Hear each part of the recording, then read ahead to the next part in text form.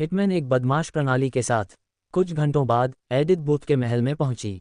जैसे ही एडिथ ने अतिथि कक्ष में प्रवेश किया, उसने बूथ को अपने आदमियों के साथ उसका इंतजार करते देखा। उसके चेहरे पर गहरे रंग की रेखाओं को देखकर वह बता सकती थी कि ओसवाल्ड के साथ बातचीत बूथ की पसंद के अनुसार नहीं हुई। मिस एडिथ, बूथ ने उसे हल्के से झुककर अभिवादन किया। कैसा रहा? एडिथ ने पूछा। मेरे पास अच्छी और बुरी दोनों खबरें हैं। अच्छी खबर यह है कि वह घटिया सुअर हमारी मदद करने के लिए सहमत हो गया है। बुरी खबर यह है कि गार्जियन केवल आधे अमर को ही किताबों से बाहर भेजेगा, बूथ ने कहा। वे 2 अमरों के बीच लड़ाई के प्रभावों से डरते हैं। एडिथ बूथ और उसके आदमियों के साथ मेज पर बैठ गई। मुझे इसकी उम्मीद थी, लेकिन अगर मेरी योजना काम करती है तो गार्जियन को अपने सभी अमरों को घोस्ट के पीछे भेजने के लिए मजबूर होना पड़ेगा। मुझे गोल्डन पोर्ट लड़ाई की रिपोर्ट दो। बूथ ने एक स्क्रॉल पकड़ा और उसे एडिथ की ओर सरका दिया। उसने गोल्डन पोर्ट में घटित हुई हर बात को पढ़ने के लिए इसे खोला। विक्टोरिया के जासूसों ने गोल्डन पोर्ट में शुरू से आखिर तक जो कुछ भी हुआ, उसे लिखा। एडिथ ने कहा, जनरल फ्रैंकलिन ने अपना मिशन पूरा कर लिया है। बूथ उसके शब्दों से भ्रमित हो गया। जहां तक उसने रिपोर्ट पढ़ी, घोस्ट ने मौत के दस्ते का नरसंहार किया। इसके अलावा वे राजकुमारी विक्टोरिया द्वारा फ्रैंकलिन को दिए गए अमर हत्या के हथियार को खोने में कामयाब रहे। वह भाला फ्रैंकलिन की जान से भी ज्यादा कीमती था, इसलिए अगर फ्रैंकलिन जिंदा भी होता तो बूथ उसे सिर्फ भाला खोने के लिए मार देता। जनरल ज़कारी ने आंखें घुमाते हुए कहा, जब तक उसका मिशन भाला खोना और मरना नहीं था, मुझे नहीं लगता कि उसका मिशन सफल होगा। वह उसका मिशन था। बूथ सहित सभी लोग उसके जवाब से चौंक गए। क्या आपको समूह के साथ कुछ साझा करने की ज़रूरत है मिस एडिथ? बूथ की आवाज़ ठंडी हो गई। थूसियन सेना के जनरल के रूप में बूथ को अपनी पीठ पीछे गुप्त योजनाएं पसंद नहीं थीं। एडिथ की आंखों में देखकर बूथ को पता चल गया कि उसने उसकी पीठ पीछे कुछ योजना बनाई है। मैंने भाले पर एक विशेष रून रखा था। विशेष रून? बूथ ने अपना सिर झुकाया। क्या तुम्हें याद है कि डार्क लॉर्ड ने घोस्ट का पीछा करते हुए रॉयल लैंड होली चर्च तक पहुंचाया था और लगभग उसे मार ही डाला था? बूथ और उसके आदमियों ने सिर हिलाया। थूसिया में प्रतिभाशाली इंजीनियरों और रनमास्टर्स की बदौलत हम एक ऐसा रून बनाने में कामयाब हुए हैं जो डार्क लॉर्ड के ऊर्जा हस्ताक्षर की नकल करेगा। जनरलों के हैरान चेहरों को देखकर एडिथ ने आह भरी। उसने उन्हें समझने के लिए चीज़ों को सरल बनाने में एक पल लिया। बस सोचो कि रून घोस्ट को डार्क लॉर्ड जैसा बना देगा, एडिथ ने कहा। सच कहा जाए तो एडिथ को भी रून के प्रभावों के बारे में स्पष्ट नहीं था। जैसा कि उसने बूथ और उसके आदमियों को बताया था, न तो उसने और न ही थूसियन ने रून बनाया। इसके बजाय उसे एक स्क्रॉल मिला जिसमें उसे बताया गया था कि अपने कमरे में घोस्ट को रोकने के लिए रून कैसे बनाया जाए। इस क्षण तक उसे पता नहीं था कि रून किसने छोड़ा था या वे दुनिया के सबसे सुरक्षित स्थानों में से एक थूसियन महल में उसके कमरे में कैसे पहुंचे। परिस्थितियों ने एडिथ को ये पता लगाने के बजाय कि उसे उसके कमरे में किसने छोड़ा था, रून बनाने के लिए मजबूर किया। तो हम रून को सक्रिय क्यों नहीं कर रहे हैं? अगर आपने रून के बारे में जो कहा वह सच है तो हमें ओसवाल्ड की ज़रूरत नहीं है, बूथ ने कहा। हमें रून को घोस्ट के साथ रहने के लिए 4 और दिन चाहिए। इस रिपोर्ट के अनुसार वह भाला अपने साथ ले गया था। उसे रखने दो, हमें बस 4 और दिन चाहिए, एडिथ ने कहा। बूथ से मिलने के बाद एडिथ थूसियन महल में अपने कमरे में लौट आई। उसे आश्चर्य हुआ कि लैला अपने कमरे के अंदर एक प्राचीन चर्मपत्र हाथ में लिए खड़ी थी। लैला की आंखें क्रोध और चिंता दोनों से भरी हुई थीं। यह क्या है? लैला ने चर्मपत्र उठाया जिस पर कई रून और निर्देश लिखे थे। ये कुछ भी नहीं है। एडिथ आगे बढ़ी और लैला से चर्मपत्र छीन लिया। और तुम मेरे कमरे में क्या कर रही हो? क्या तुम्हारे लिए महल में रहना ही काफ़ी नहीं है? अब तुम्हें मेरे कमरे में रहना चाहिए, एडिथ ने गुर्राते हुए कहा। तुमने कुछ ऐसा बनाया है जो तुम्हें नहीं बनाना चाहिए था। तुम सभी के लिए हालात बदतर बना रही हो, एडिथ। लैला की आवाज़ सामान्य से ज़्यादा ठंडी थी। हालांकि वह रून मास्टर नहीं थी, लेकिन वह इतना जानती थी कि एडिथ ने दुनिया के सामने घोस्ट को डार्क लॉर्ड में बदलने के लिए कुछ बनाया है। लैला यहाँ सिर्फ एडिथ की रक्षा करने नहीं आई थी बल्कि घोस्ट की भी रक्षा करने आई थी। थूसिया और शाही परिवार को बचाने के लिए एडिथ को इस हद तक गिरते देखना लैला को बहुत दुख पहुंचाता है। कम से कम मैं कुछ तो कर रही हूँ। एडिथ की आंखें गुस्से से लाल हो गईं। तुम घोस्ट को डार्क लॉर्ड होने का दोषी ठहराने की कोशिश कर रहे हो। वह इसके लायक नहीं है। क्या तुम्हें नहीं लगता कि थूसिया ने उससे बहुत कुछ लिया है? तुम जानते हो कि उन्होंने उसके साथ क्या क्या किया। तुम अब भी उनका साथ क्यों दे रहे हो? क्योंकि विक्टोरिया मेरी दोस्त है, एडिथ ने फर्श पर पैर पटकते हुए कहा। और मैं तुम्हारी बहन हूँ, लैला ने अपनी आवाज़ ऊंची की। ऐसा मत करो, एडिथ। अगर तुम ऐसा करोगी तो थूसियन निर्दोष लोगों को नुकसान पहुंचाते रहेंगे। अपनी आंखें खोलो, लैला। हम युद्ध में हैं और मैंने अपना पक्ष चुना है। अगर मैं घोस्ट को नहीं रोकती तो वह विक्टोरिया और उसके परिवार को मार देगा। जब तक मैं जिंदा हूं मैं ऐसा नहीं होने दूंगी। उसे रोकने का ये तरीका नहीं है। खुद की सुनो, ये तुम नहीं हो। लैला ने एडिथ के कंधे को पकड़ा और उसे हिलाया। मेरे साथ ऐसे बात मत करो जैसे तुम मुझे जानती हो लैला। एडिथ के शब्दों से लैला कुछ पलों के लिए स्तब्ध रह गई। एडिथ की आंखों में गुस्से ने लैला को अंदर तक झकझोर दिया। तुम घोस्ट की इतनी परवाह करती हो जितनी तुमने कभी अपने परिवार की नहीं की। एडिथ, लैला ने अपने दांत पीस लिए। कमरे का तापमान अचानक कई डिग्री गिर गया। क्या तुम मुझे मारना चाहते हो? एडिथ ने गुर्राते हुए कहा।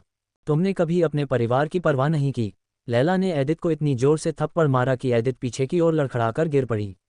एडिथ के मुंह के कोने से खून बहने लगा। वह है, ये वही लैला एल्डेन है जिसे मैं जानती हूँ। ये वही लैला एल्डेन है जिसे हमारे पिता जानते थे। ये वही लैला एल्डेन है जिसे हमारे एल्डेन परिवार ने तुम्हारे किए की वजह से हमारे पिता को मारने से पहले जाना था। एडिथ की आंखें नम हो गईं। ये बात मुझ पर मत डालो। पिता को मुझसे शादी करने के बारे में किसी और को वचन देने का कोई अधिकार नहीं था। यह उनका फैसला नहीं था। पिता के तौर पर उन्होंने कुछ भी गलत नहीं किया। तुम कई तरीकों से शादी को अस्वीकार कर सकते थे, लेकिन नहीं, तुमने सभी गोंडोलिन के सामने पिताजी को शर्मिंदा किया। एडिथ की आंखों से आंसू बह निकले।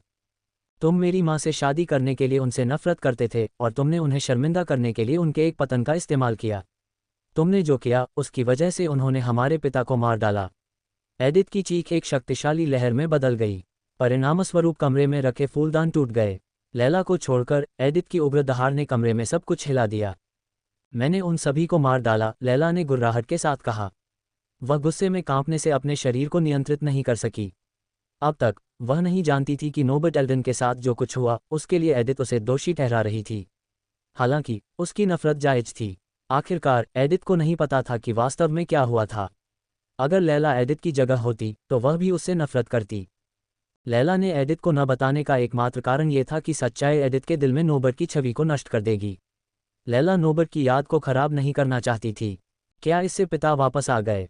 एडिथ ने खुद को फर्श से उठाया। उसके गाल पर अभी भी लैला के हाथ का निशान था। पिता की हत्या का कारण तुम हो, लेकिन तुमने यहाँ रहने की परवाह नहीं की। मैंने अपनी माँ को हर दिन रोते देखा। मैंने हमारे परिवार को गिरते देखा। मैं उस गंदगी में जी रही थी जो तुम पीछे छोड़ गई थी। लेकिन तुम कहाँ थी? तुम अपने द्वीप पर एक रानी की तरह अपना जीवन जी रही थी। तुम्हें नहीं पता कि वास्तव में क्या हुआ था, ठीक वैसे ही जैसे तुम्हें नहीं पता कि तुम्हारे आसपास क्या हो रहा है, लैला ने कहा। बहुत कम लोग ही जानते थे कि लैला और उसके पिता के बीच वास्तव में क्या हुआ था। एडिथ की मां को भी नहीं पता था कि उसने वास्तव में क्या किया और लैला ने अपने परिवार को क्यों छोड़ दिया, सभी को पीछे छोड़ दिया। जो चाहो कहो, मैंने अपना पक्ष चुना। भले ही विक्टोरिया गलत हो, मैं उसका साथ नहीं छोड़ूंगा। क्या तुम जानते हो क्यों? क्योंकि जब तुम नहीं थे तब वह हमारे परिवार और मेरे लिए मौजूद थी।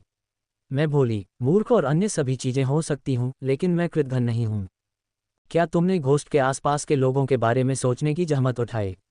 तुम्हारे द्वारा उसे फंसाए जाने के बाद उनका क्या होगा? मैं तुम्हारे घोस्ट की परवाह करने से तंग आ गई हूँ। वह तुम्हारा कौन है? एडिथ ने अपनी आवाज उठाई। उसने लैला को पकड़ लिया। वह तुम्हारा कौन है? तुम उसे इतना बचाने की कोशिश क्यों कर रही हो? एडिथ ने लैला को हिलाया क्योंकि वह लगातार लैला से उसके और घोस्ट के बीच के रिश्ते के बारे में सवाल कर रहा था। लैला ने अपनी मुट्ठी भींची। वह मेरे बच्चे का पिता है। जैसे ही लैला के मुंह से ये शब्द निकले, एडिथ का शरीर तनावग्रस्त हो गया। उसे विश्वास नहीं हो रहा था कि उसने अभी जो सुना है। कमरे में सन्नाटा छा गया। क्या? अंत में एडिथ ने लैला को छोड़ दिया और उसकी आंखों से आंसू बहने लगे। लैला ने इस बात को काफी समय तक छिपाए रखा। वह एडिथ से पहले ही आहत थी, इसलिए जब वह उससे भूत के बारे में सवाल करती रही तो लैला खुद को नियंत्रित नहीं कर पाई। लैला के जमीन पर गिरते ही उसके पैर जवाब दे गए। लैला, तुम किस बारे में बात कर रही हो? हालांकि एडिथ लैला पर बहुत गुस्सा थी, लेकिन जब उसने उसकी आंखों में आंसू देखे तो एडिथ लैला पर गुस्सा नहीं रह सकी। इतनी नफरत और गुस्से के बावजूद एडिथ लैला से प्यार करती थी। ये सच था।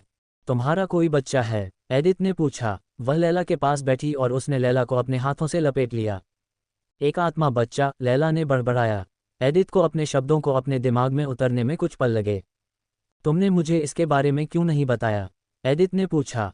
एडिथ को जवाब देने के बजाय लैला रो पड़ी। कोई बात नहीं, तुम्हें खुद बोझ उठाने की जरूरत नहीं है। मैं यहाँ हूँ। कृपया इसे अपने सीने से बाहर निकालो। इसे बोतल में बंद मत रखो। मुझे पता है कि यह किसी व्यक्ति के साथ क्या कर सकता है। तुम हमेशा मुझसे ज्यादा समझदार हो। मुझे बताओ कि लैला क्या हुआ। एडिथ ने लैला की आंखों से बहते आंसू पोंछे। आखिरकार लैला ने हार मान ली और अपने और घोस्ट के बीच हुई हर बात एडिथ को बताने लगी। लेकिन उन्हें पता नहीं था कि उनके कमरे के बाहर कोई और था जो लैला की कहानी सुन रहा था। ये सब कुछ बदल सकता है, बाहर खड़ी आकृति ने बड़बड़ाया। एडिथ और लैला के एडिथ के कमरे में बहस करने के कुछ घंटों बाद ज़कारी वेलेरिया के डची में भाग गया। बूथ के कमरे में जाते समय उसने लगभग गार्ड को गिरा दिया। जनरल बूथ को ये पसंद आएगा, ज़कारी ने बड़बड़ाया। आपका अनुग्रह। ज़कारी ने बूथ के दरवाजे पर दस्तक दी। बूथ से कोई प्रतिक्रिया न देखकर ज़कारी ने एक बार फिर दस्तक दी। आपका अनुग्रह, यह ज़कारी है, ज़कारी ने कहा। अंदर आइए। आखिरकार ज़कारी ने बूथ की आवाज़ सुनी। उसने एक सेकंड भी इंतज़ार नहीं किया और उसने दरवाज़ा खोल दिया। ज़कारी के चेहरे पर चमक देखकर बूथ ने अपने हाथ में मौजूद स्क्रॉल को फेंक दिया। वह अपनी कुर्सी पर पीछे की ओर झुक गया। यह क्या है? बूथ ने पूछा। आपका अनुग्रह, आप जो मैंने अभी सुना है उस पर विश्वास नहीं करेंगे। मुझे समझाए, बूथ ने कहा। लैला एल्डन और घोस्ट का एक बच्चा है। बूथ ने जैसे ही ज़कारी की बात सुनी उसकी आंखें चौड़ी हो गईं। जल्द ही ज़कारी ने बूथ को एडिथ की लैला के साथ बहस से लेकर आत्मा के बच्चे के अस्तित्व तक सब कुछ बता दिया। बूथ को ज़कारी से जो कुछ भी सुनने को मिला उस पर यकीन नहीं हुआ। जब उसने ज़कारी को एडिथ को लाने के लिए भेजा तो उसे उम्मीद नहीं थी कि ज़कारी इस तरह की चौंकाने वाली खबर लाएगा। यह इस युद्ध की दिशा बदल सकता है, ज़कारी ने शैतानी मुस्कान के साथ कहा। बूथ अब और बैठा नहीं रह सका। वह खड़ा हुआ, खिड़की के पास गया और अपनी उंगलियां चटकाते हुए सोचने लगा कि ज़कारी द्वारा लाई गई खबर का क्या किया जाए। महामहिम एकांत में हैं, हम उनके आदेशों का इंतज़ार नहीं कर सकते। उनकी शाही महारानी के बारे में क्या? ज़कारी ने पूछा। बूथ ने अपना सिर हिलाया। उनके दिल में एडिथ के लिए एक नर्म जगह है। अगर हम उन्हें इस बारे में बताते हैं तो हो सकता है कि वे इसका इस्तेमाल उस तरह से न करें जैसा हमें करना चाहिए, बूथ ने कहा। उनकी दोस्ती को जानते हुए बूथ को यकीन था कि विक्टोरिया उन्हें लैला के बच्चे को छूने नहीं देगी। विक्टोरिया वाकई निर्दयी थी, लेकिन इतनी नहीं कि वह एक बच्चे का अपहरण कर ले। यह उसका काम था कि वह ऐसे फैसले ले जो किसी और में लेने की हिम्मत नहीं थी। तो फिर आपको हमें आदेश देना होगा, महामहिम, ज़कारी ने कहा। कुछ पलों के लिए बूथ ने अपने मन में एक योजना बनाई। बूथ ने धीरे धीरे शहर से नज़र हटाकर ज़कारी की ओर देखा। इंद्रधनुषी द्वीपों पर जाओ, जगह का सर्वेक्षण करो और बच्चे का अपहरण करो। बूथ के आदेश से कोई भी व्यक्ति दंग रह जाता, लेकिन ज़कारी नहीं। वास्तव में उसे बूथ से इस तरह के साहसिक निर्णय की उम्मीद थी। इस तरह के निर्दयी और साहसिक निर्णय लेने से बूथ सबसे अच्छा जनरल बन गया जिसे थूसिया ने कभी देखा था। उसके बिना थूसिया युद्ध नहीं जीत पाता और ओज़ में एक भयानक महाशक्ति नहीं बन पाता। ज़कारी और अन्य लोगों को बूथ पर अटूट विश्वास था और वे बूथ के आदेश के अनुसार कुछ भी करने को तैयार थे। एल्डेंस के बारे में क्या? वे अपने खून का अपहरण करने को पसंद नहीं करेंगे। अगर एडिथ की योजना काम करती है तो गिल्ड घोस्ट की देखभाल करेगा और हम बिना कुछ बताए बच्चे को वापस कर सकते हैं। लेकिन अगर उसकी योजना काम नहीं करती है तो हमें घोस्ट को रोकने के लिए इस बच्चे की ज़रूरत है। ये बच्चा हमारा तुरुप का पत्ता है, बूथ ने कहा। क्या मैं जनरल ऑस्टिन को अपने साथ ले जा सकता हूँ, आपकी कृपा? ज़कारी ने पूछा। हाँ, लेकिन मुझे निराश मत करना और पकड़े मत जाना। हमें इस बात को गुप्त रखना चाहिए और इस बच्चे का उपयोग केवल तभी करना चाहिए जब एडिथ की योजना विफल हो जाए, बूथ ने कहा। रोज दैट, आपकी कृपा। ज़कारी के कमरे से बाहर जाने के बाद बूथ के चेहरे पर एक शैतानी मुस्कान उभरी। इस बार मैं तुम्हारा सिर काट दूंगा और सुनिश्चित करूंगा कि तुम मर जाओ, अब्रास, बूथ मुस्कुराया। जब तक राजकुमारी विक्टोरिया ने उसे घोस्ट के बारे में नहीं बताया तब तक उसे लगा कि उसने अब्रास को मार दिया है। सच कहूं तो बूथ को अब्रास की याद भी नहीं थी। अगर उसे पता होता कि अब्रास न केवल बच जाएगा बल्कि आधा अमर भी हो जाएगा तो वह अब्रास का सिर काट देता। यह एक ऐसी गलती थी जिसका बूथ को आज भी पछतावा है। हालांकि ज़कारी ने घोस्ट द्वारा की गई सारी गड़बड़ी को ठीक करने का एक उपाय बताया। हो सकता है कि आप आधे अमर हों, लेकिन अब मुझे पता है कि आप एक पिता भी हैं। टीएस, आपको एक बच्चे के साथ इस युद्ध में नहीं उतरना चाहिए था, मेरे प्यारे बेटे। आप चाहेंगे कि आप थूसिया से दूर रहें, बूथ हंसा। जब ज़कारी और ऑस्टिन इंद्रधनुष द्वीपों की ओर बढ़ रहे थे तो रानी वेलेरिया ने विक्टोरिया को अपने कमरे में बुलाया। कमरा सुंदर ढंग से सजाया गया था। कोने में चिमनी से हल्की गर्मी निकल रही थी। वेलेरिया ने व्यक्तिगत रूप से कमरे को अपनी पसंद के अनुसार सजाया था। दीवारों पर उसके परिवार के कई चित्र लगे हुए थे। बड़ा क्वीन साइज का बिस्तर चिमनी के पास रखा गया था। जब विक्टोरिया कमरे में दाखिल हुई तो वेलेरिया ने उसे एक कोमल मातृवत आलिंगन से स्वागत किया। तुम थक गई होगी, आओ मेरे साथ यहाँ बैठो। वेलेरिया ने विक्टोरिया को आरामदेह सोफा सेट पर खींच लिया। उसने विक्टोरिया को अपने पास बैठने के लिए मजबूर किया। क्या तुमने नाश्ता किया? वैलेरिया ने पूछा। हमने गोल्डन पोर्ट खो दिया, माँ। मुझे लगता है कि नाश्ते का इंतज़ार किया जा सकता है, विक्टोरिया ने कहा। उन्होंने एक लड़ाई जीती है, हाँ, लेकिन हम एक युद्ध लड़ रहे हैं। एक लड़ाई परिणाम तय नहीं करेगी। वैलेरिया ने धीरे से विक्टोरिया के कंधे पर अपना हाथ रखा। वैलेरिया के लिए बस एक नज़र ही काफ़ी थी कि विक्टोरिया कितने दबाव में थी। थूसिया का राज्य सेनाओं से लड़ने के लिए तैयार था, लेकिन आधे अमर से नहीं। उन्हें कभी उम्मीद नहीं थी कि घोस्ट जैसा कोई उनके खिलाफ युद्ध छेड़ेगा। लेकिन शहरों और लड़ाइयों को खोने के बावजूद वैलेरिया शांत रही। ये बस एक झटका है। मुझे यकीन है कि तुम्हारे पिता हमेशा की तरह इस स्थिति को ठीक कर देंगे, वैलेरिया ने कहा। मेरे पास तुम्हारा मूड ठीक करने के लिए कुछ है। वैलेरिया खड़ी हो गई। वह एक पल के लिए कमरे से बाहर चली गई और एक बक्सा लेकर लौटी। माँ, मुझे वह दे दो। विक्टोरिया अपनी कुर्सी से उठी और वैलेरिया से लकड़ी का बक्सा ले लिया। मैं आत्मा शोधन चरण में हूँ विक्टोरिया। मुझे लगता है कि मैं एक बॉक्स संभाल सकती हूँ, वैलेरिया ने हंसते हुए कहा। उसने बॉक्स को विक्टोरिया के सामने टेबल पर रख दिया। इसे खोलो, वैलेरिया ने कहा। विक्टोरिया ने एक पल के लिए अपनी माँ और बॉक्स के बीच नज़र डाली। बॉक्स के आकार को देखते हुए विक्टोरिया बता सकती थी कि इसमें कुछ बड़ा और भारी है। उसने धीरे से बॉक्स खोला। उसे आश्चर्य हुआ कि यह थूसिया के सबसे अच्छे लोहार द्वारा उसके लिए विशेष रूप से गढ़ा गया कवच का एक सेट था। चांदी के कवच से शक्तिशाली ऊर्जा निकल रही थी। लपटों की चमकदार रोशनी में अनगिनत रून चमक रहे थे। कवच के इस सेट में एक सपाट शीर्ष हेलमेट था जिसमें एक देवदूत की आंखों के आकार का आधा चेहरा गार्ड था। माथे के क्षेत्र और पीछे की तरफ दो लंबे पंख जैसे आभूषण के टुकड़े लगे हुए थे। कंधे अंडाकार, छोटे और काफी बड़े थे। उन्हें रंगीन क्रिस्टल और रत्नों की पंक्तियों से सजाया गया था। ऊपरी भुजाएं नुकीले, पूरी तरह से ढकने वाले रीरेब्रेस द्वारा सुरक्षित थीं जो कंधे की प्लेटों के नीचे अच्छी तरह से बैठी थीं। निचली भुजाएं वैम्ब्रेस द्वारा ढकी हुई थीं जिनमें कई विशाल, तीखे स्पाइक्स थे बाहरी तरफ। विक्टोरिया ने कवच को बॉक्स से निकाला। कवच के हल्केपन से वह आश्चर्यचकित थी। हालांकि कवच को सबसे मजबूत धातुओं का उपयोग करके बनाया गया था, लेकिन यह अपेक्षा से ज्यादा हल्का था। ब्रेस्टप्लेट धातु के एक बड़े टुकड़े से बना था। ये गर्दन से लेकर नीचे तक सब कुछ ढकता था और जांघों पर खत्म होता था। ऊपरी पैर चौकोर, पूरी तरह से ढकने वाले क्यूज से ढके हुए थे, जबकि निचले पैर ग्रीव्स द्वारा सुरक्षित थे जिसमें बाहरी तरफ घुमावदार धातु की कई परतें लगी हुई थीं जो पंख जैसा पैटर्न बनाती थीं। क्या आपको ये पसंद है? वैलेरिया ने पूछा। जैसा कि उसने उम्मीद की थी, विक्टोरिया मुस्कुराई। मुझे ये बहुत पसंद है। अब इसे पहन लो। मैं देखना चाहती हूँ कि मेरी बच्ची अपने युद्ध कवच में कैसी दिखती है। अब विक्टोरिया आश्चर्य से चौंक गई। उसने अपनी भौहें सिकोड़ लीं जबकि वैलेरा ने उसके गाल पर चुटकी काटी। हाँ, मैं थोड़ी देर के लिए बाहर जा रही हूँ और जब मैं वापस आऊंगी तो बेहतर होगा कि तुम इसे पहनो। वैलेरिया ने विक्टोरिया के जवाब का इंतजार करने की जहमत नहीं उठाई। इसके बजाय वह कमरे से बाहर चली गई। कोई विकल्प न होने के कारण विक्टोरिया ने अपने मौजूदा वस्त्रों को खोलना शुरू कर दिया। लगभग 30 मिनट बाद वैलेरिया कमरे में दाखिल हुई। जब उसने विक्टोरिया को कवच में देखा तो उसकी आंखें चौड़ी हो गईं। उसकी आंखों में विक्टोरिया खुद युद्ध की देवी की तरह लग रही थी। विक्टोरिया को युद्ध कवच में देखकर वैलेरिया के दिल में भी डर का एक झोंका आया। माँ, विक्टोरिया की आवाज़ ने वैलेरिया को उसके सदमे से बाहर निकाला। क्या तुमने अपनी ब्रह्मांडीय ऊर्जा कवच में डालने की कोशिश की है? वैलेरिया ने पूछा। कवच में ब्रह्मांडीय ऊर्जा का एक टुकड़ा डालने से पहले विक्टोरिया ने अपना सिर हिलाया। कवच में उकेरे गए रून उसे उसके शरीर का एक हिस्सा जैसा महसूस कराते थे। जब उसने अपनी ब्रह्मांडीय ऊर्जा का इस्तेमाल किया तो रून चमक उठे। उसने महसूस किया कि उसकी ताकत तेजी से बढ़ रही है। अपनी कलाई के एक झटके से वैलेरिया ने अपने कमरे में टेलीपोर्टेशन सरणी को सक्रिय कर दिया। पलक झपकते ही वे वैलेरिया के आरामदायक कमरे से अनगिनत डमी के साथ एक प्रशिक्षण क्षेत्र में टेलीपोर्ट हो गए। पागल हो जाओ, वैलेरिया ने कहा। लकड़ी की डमी को जगह पर देखकर विक्टोरिया ने उन पर अपना दबा हुआ गुस्सा निकालना चाहा। वह किसी भी नश्वर से कहीं ज्यादा तेजी से डमी पर टूट पड़ी। रूनों ने उसके मंत्रों की शक्ति को बढ़ा दिया। जब वह डमी के करीब पहुंची तो उसने कोई जादू नहीं किया या उसे काटने के लिए अपनी तलवार का इस्तेमाल नहीं किया। इसके बजाय उसने डमी को अपनी नंगी मुट्ठी से मुक्का मारा। उसके मुक्का मारने के पीछे की ताकत ने डमी को टुकड़ों में तोड़ दिया। विक्टोरिया रुकी नहीं और वह दूसरे की ओर दौड़ी।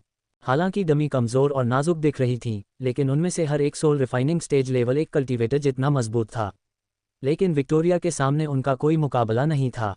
उसके कवच और ब्रह्मांडीय ऊर्जा ने उसे किसी भी फ्यूजन चरण के साधक से अधिक शक्तिशाली बना दिया। चूंकि उसके पास एक अमर हत्या करने वाला हथियार था, इसलिए वह एक अर्धअमर से भी लड़ सकती थी। जैसे जैसे सेकंड बीतते गए, विक्टोरिया तेज और अधिक क्रूर होती गई। ये डमी उसके क्रोध को बाहर निकालने का काम करती थीं। उसने इन डमी को भूत के रूप में कल्पना की और उन्हें टुकड़े टुकड़े कर दिया। कुछ मिनटों के बाद प्रशिक्षण मैदान टूटी हुई लकड़ी की डमी से अटा पड़ा था। बस इतना ही प्रिय, वैलेरिया ने अपनी आवाज़ ऊंची की। तभी विक्टोरिया अपनी युद्ध वासना को नियंत्रित करने में कामयाब हुई। जब विक्टोरिया वैलेरिया के पास लौटी तो उसने विक्टोरिया की आंखों में देखा। क्रोध एक महान हथियार हो सकता है अगर आप इसे नियंत्रित कर सकते हैं, वैलेरिया ने कहा। आपके दुश्मन आपके क्रोध का उपयोग आपके खिलाफ करेंगे। उन्हें ऐसा न करने दें। आपके पास सबसे बड़ा हथियार यही है। वैलेरिया ने विक्टोरिया के सिर को छुआ। विक्टोरिया ने बिना एक शब्द कहे अपनी माँ की बुद्धिमत्ता को सुना। इसके बाद उसने अपने मन और आत्मा को शांत करने के लिए अपनी माँ के साथ लंबी सैर की। वैलेरिया अपनी बेटी के साथ जाकर और अपना ज्ञान साझा करके खुश थी। ज़कारी और ऑस्टिन एक लक्ष्य के साथ रेनबो द्वीप के लिए रवाना हुए, लैला के बच्चे को अपने साथ ले जाना। उन्होंने अपनी पहचान छिपाने के लिए अपने शरीर को पूरी तरह से काले वस्त्रों से ढक लिया। टेलीपोर्टेशन पोर्टल का उपयोग करके वे इंद्रधनुष द्वीप के बाहरी इलाके में पहुंचने में सफल रहे जब सूरज क्षितिज पर डूब रहा था। वे दोनों हवा में मंडराते रहे, द्वीप को घूरते रहे। अब तक कोई भी व्यक्ति बुरी नीयत से इंद्रधनुष द्वीप में प्रवेश नहीं करता था। सबसे पहले, लैला का कोई दुश्मन नहीं था। वह एक बहुत ही निजी एकांतप्रिय व्यक्ति थी। दूसरे, कोई भी लैला एल्डेन जैसी शक्तिशाली फ्यूजन स्टेज कल्टीवेटर को नाराज नहीं करना चाहता था। तीसरे, लैला के द्वीप पर रहने की विशेषता को छोड़कर द्वीप के बारे में कुछ भी विशेष नहीं था। ये बस एक मछली पकड़ने वाला द्वीप था जिस पर शांतिपूर्ण मछुआरे रहते थे। हम ये कैसे करेंगे? ऑस्टिन ने पूछा। मुझे लगता है कि छिपकर रहना सबसे अच्छा विकल्प है। चलो रात होने का इंतजार करते हैं और फिर हमला करते हैं, ज़कारी ने कहा। इस बीच अगर हम कुछ टोल लें तो बेहतर होगा, ऑस्टिन ने सिर हिलाया। वे दोनों धीरे धीरे द्वीप की ओर उड़े। चूंकि द्वीप पर रहने वाले लोग सिर्फ साधारण मछुआरे थे, इसलिए उन्हें ऑस्टिन और ज़कारी का आभास नहीं हुआ। वे छतरी के बीच से उड़े और छिपने के लिए जंगल का इस्तेमाल किया। वे दोनों उस पर्वत शिखर की ओर बढ़े जहां लैला एल्डेन रहती थी। उड़ने के बजाय उन्होंने तेजी से उस ओर बढ़ना चुना। ऑस्टिन ने कहा, मेरे दोस्तों के अनुसार इस द्वीप पर उसके 2 शिष्य हैं, जोहाना और नेरीता, 2 अनाथ। सड़कों से उठाकर लैला ने पाला। ज़कारी ने पूछा, वे कितने मजबूत हैं? शून्य प्रभाव से पहले उन्हें आत्मा शोधन चरण स्तर 3 पर देखा गया था, ऑस्टिन ने कहा। यह मान लेना सुरक्षित है कि वे अब कुछ स्तर ऊपर हैं, ऑस्टिन ने सिर हिलाया। जंगल में एकदम सन्नाटा था। ऑस्टिन और ज़कारी के कदमों के नीचे झींगुरों और टहनियों के टूटने की आवाज़ के अलावा उन्होंने कुछ भी नहीं सुना। क्या तुम विश्वास कर सकते हो कि घोस्ट ने लैला को चोदा? भाग्यशाली कमीना, ऑस्टिन ने कहा। उसने नहीं किया, उसने उसे आत्मा से मारा। वे ऐसा करने के लिए किसी अजीब स्थिति में फंस गए होंगे, ज़कारी ने कहा। जंगल में चलते समय दोनों ने घोस्ट और लैला के बारे में चर्चा की। अगर कोई हमें ढूंढ लेता है तो क्या योजना है? क्या हमें उन्हें मारने की अनुमति है या उन्हें बस बेहोश कर देना है? ऑस्टिन ने पूछा। कोई हत्या नहीं। हम नहीं चाहते कि बाद में ये सब हमें परेशान करे। आखिरकार वे दोनों पहाड़ की तलहटी में पहुंच गए। चूंकि रात हो चुकी थी, इसलिए उन्हें देखने वाला कोई नहीं था। द्वीप के सभी निवासी सो गए। ऑस्टिन और ज़कारी धीरे धीरे पहाड़ की चोटी की ओर चढ़े। उन्होंने पहाड़ की चोटी पर एक गुफा देखी जो उस पहाड़ की ओर जाती थी जहां लैला रहती थी। उनके आश्चर्य का ठिकाना नहीं रहा। जब वे पहाड़ की चोटी पर चढ़े तो उन्होंने गुफा के प्रवेश द्वार पर वीणा लिए 2 युवतियों को देखा। ऑस्टिन और ज़कारी ने अपनी आभा को दबा लिया, इसलिए वे भ्रमित थे। उन्हें नहीं पता था कि दोनों लड़कियों ने उन्हें कैसे महसूस किया। तुम्हारे पास यहाँ से जाने के लिए 1 मिनट है, जोहाना ने गुर्राते हुए कहा। ओह बकवास, ऑस्टिन ने अपनी सांसों में बुदबुदाया। चूंकि वे पकड़े गए थे, इसलिए उनके पास उनसे लड़ने के अलावा कोई विकल्प नहीं था। अगर वे बच्चे को ले जाते तो भूत उन्हें माफ़ कर देता, अन्यथा वह उन्हें सिर्फ इसलिए जिंदा चमड़ी उधेड़ देता क्योंकि वे लड़कियों द्वारा पकड़े गए थे। अगर तुम टहलने जाओ 1 मिनट के लिए, किसी को चोट नहीं लगेगी, ज़कारी ने कहा। दोनों लड़कियों की ओर से कोई प्रतिक्रिया न देखकर ज़कारी ने आह भरी। मैंने सोचा था, आग। ज़कारी जादू करने ही वाला था कि दोनों लड़कियों ने अपनी वीणा की एक तार बजाई। हवा के एक तेज झोंके ने उन्हें हवा में उछाल दिया। ज़कारी और ऑस्टिन को हवा में खुद को संतुलित करने में कुछ मिनट लगे। एक तार बजाकर लड़कियों ने उन्हें नीचे गिरा दिया। दोनों सेनापति उनकी विशुद्ध शक्ति से चौंक गए। हालांकि वे दोनों लड़कियों से नहीं डरते थे, इसके बजाय उनकी आंखों में युद्ध की लालसा चमक रही थी। ज़कारी उल्का मंत्र का उपयोग करने के लिए ललचाया, हालांकि उसने खुद को नियंत्रित किया, ये सोचकर कि इससे कितना विनाश होगा। वह बच्चे को जीवित ले जाना चाहता था। अगर उसने उल्का मंत्र का उपयोग किया तो यह एक समस्या बन सकती है। ज़कारी और ऑस्टिन जोहाना और नेरिटा की ओर दौड़े। दोनों लड़कियों ने एक शक्तिशाली धुन बजाई, जबकि गर्मी की लहर ने ज़कारी और ऑस्टिन को पीछे धकेल दिया। राजा की ढाल। ज़कारी और ऑस्टिन ने एक रक्षा कवच बनाया। ज़कारी और ऑस्टिन से एक चमकदार रोशनी निकली, जिसने एक मुकुट के आकार में एक ऊर्जा ढाल बनाई। ऊर्जा मुकुट ने उन्हें घेर लिया। अपने चारों ओर ढाल के साथ ऑस्टिन और ज़कैर धीरे धीरे आगे बढ़े। दूसरी ओर जोहाना और नेरिता अपनी वीणाओं के साथ हवा में चढ़ गए। वे वीणा बजाते रहे। हर बार जब उन्होंने एक राग मारा तो ज़कारी और ऑस्टिन के चारों ओर ऊर्जा की एक शक्तिशाली लहर ढाल से टकरा गई। जब ढाल और लहर टकराई तो ढाल ने कई दरारें बना दीं। शक्तिशाली माधुर्य हवा के माध्यम से जंगल में जानवरों को जगाते हुए गूंज उठा। ऐसा लग रहा था कि बर्फबारी की धुन से रुक गई है। जब ज़कारी ढाल को ऊपर रख रहा था, ऑस्टिन ने अपने चांदी के भाले को बुलाया। उसने भाले को 2 लड़कियों द्वारा उत्पादित ऊर्जा तरंगों के माध्यम से फेंक दिया। जैसे ही भाला उसके हाथ से निकला, उसके हाथ में एक और हाथ आ गया। उसने जो भाला फेंका वह हवा में उड़ गया और जोहाना से कई इंच दूर जमीन में घुस गया। अचानक भाला फट गया, अस्थायी रूप से दोनों लड़कियों को तेजस्वी। उन्हें भाला फटने की उम्मीद नहीं थी। इससे पहले कि 2 लड़कियां जवाबी कार्रवाई कर पाती, ऑस्टिन हाथ में भाला लेकर तीर की तरह आगे बढ़ा। उसने जल्दी से अपने और लड़कियों के बीच की खाई को बंद कर दिया। जैसे ही वह उनके करीब पहुंचे, लड़कियों ने अपना फायदा खो दिया। ऑस्टिन ने अपने भाले को बाएं और दाएं घुमाया। भाला ने जोहाना का हाथ काट दिया। वह लड़की को उसके दिल में छुरा घोंपना चाहता था और उसने लगभग तब किया जब नेरिता ने उसे पीछे धकेलने के लिए एक राग मारा। जोहाना ने अपने दांत पीस लिए और स्ट्रिंग को एक और शक्तिशाली लहर के रूप में मारा, क्योंकि ऑस्टिन को दूर कर दिया। दोनों लड़कियों को लड़ाई को एक अलग क्षेत्र में ले जाने का मौका मिला। हालांकि वे हमेशा गुफा के उद्घाटन पर अपने कंधे पर देखते थे, जैसे कि उनके पास रक्षा करने के लिए कुछ था। ज़कारी मुस्कुराया। उनके लुक को देखते हुए यह स्पष्ट था कि स्पिरिट चाइल्ड अंदर था। इस बीच ऑस्टिन ने तेजी से भाला उनकी ओर फेंका और उन्हें विस्फोट कर दिया। इस बार लड़कियों ने जल्दी से अपने चारों ओर सुनहरी ढालें बना दीं। हर बार जब कोई भाला फटा तो उसने उनकी ढालों में दरार पैदा कर दी।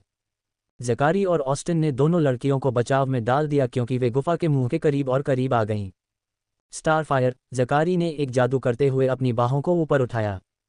ब्रह्मांडीय ऊर्जा उनके शरीर से निकली, जिससे उनके ऊपर एक विशाल तारा बन गया। स्टार ने लड़कियों पर आग में कई तीर चलाए।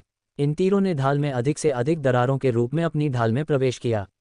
जोहाना ने वीणा को तेजी से खेलना शुरू किया। कोमल राग ने जानवरों को वापस जंगल में डाल दिया। उनके संगीत ने आकाश में एक लहर पैदा कर दी। जल्द ही ज़कारी और ऑस्टिन को आकाश में खींचा जा रहा था। उन्होंने ब्रह्मांडीय ऊर्जा का उपयोग करके पुल का विरोध किया। हिंसक ऊर्जा का एक पतला घूंघट उनके शरीर को ढंक देता है। ऑस्टिन ने अपने दांत पीस लिए। उसने अपनी ब्रह्मांडीय ऊर्जा भाले में डाल दी। परिणामस्वरूप भाला अनियंत्रित रूप से कांप उठा। ऑस्टिन ने दहाड़ते हुए अपना भाला हवा में उठाया। जोहाना और नेरिता ने ऑस्टिन के चारों ओर कई भाले देखे। वे सभी धीरे धीरे अपने नुकीले सिरे उन पर घुमा रहे थे। पलक झपकते ही सभी भाले उनकी ओर बढ़ गए। सुनहरी ढाल ने 2 भालों को झेला, लेकिन जब 5वां भाला ढाल से टकराया तो वह सुनहरे प्रकाश के लाखों छोटे छोटे कणों में बिखर गई। इस प्रतिक्रिया ने नेरिता और जोहाना को पीछे हटने पर मजबूर कर दिया। इस बार ज़कारी ने उन्हें वापस लड़ने नहीं दिया। वह लाल गर्म लपटों से बनी तलवार को आगे बढ़ाता हुआ आगे बढ़ा। ज़कारी ने पीछे एक ज्वलंत निशान छोड़ा। ऑस्टिन तुरंत ज़कारी के रास्ते से दूर भाग गया, लेकिन इससे पहले कि वह तलवार से निकलने वाली लपटों में अपना भाला डुबोता, उसने जलता हुआ भाला फेंका। भाला फट गया और अनगिनत जलते हुए टुकड़े नेरिता और जोहाना पर गिरे। नेरिता और जोहाना ने वीणाओं पर अपनी पकड़ लगभग खो दी। आग के कण उनके कपड़ों और त्वचा को जला रहे थे। वे चिल्ला भी नहीं पाए, क्योंकि ज़कारी ने अपनी ज्वलंत तलवार को बाएं और दाएं घुमाया। ये लपटें सिर्फ आम लपटें नहीं थीं, बल्कि कॉस्मिक ऊर्जा द्वारा बनाई गई लपटें थीं। ज़कारी का हर वार सटीक और घातक था। उसने वीणाओं को मक्खन में गर्म चाकू की तरह आधा काट दिया। दोनों वीणाओं से इतनी तेज रोशनी निकली कि वे सभी अपनी आंखें बंद कर लें। तुरंत नेरिता और जोहाना खून की खांसी करने लगे। जब रोशनी गायब हो गई तो वे जमीन पर गिर पड़े। ऑस्टिन ने उन्हें नहीं छोड़ा और नेरिता की पीठ पर गिर गया और उसे रौंद दिया। अरे! ज़कारी चिल्लाया, मैं उसे बेहोश कर रहा हूँ। ऑस्टिन शैतानी ढंग से मुस्कुराया।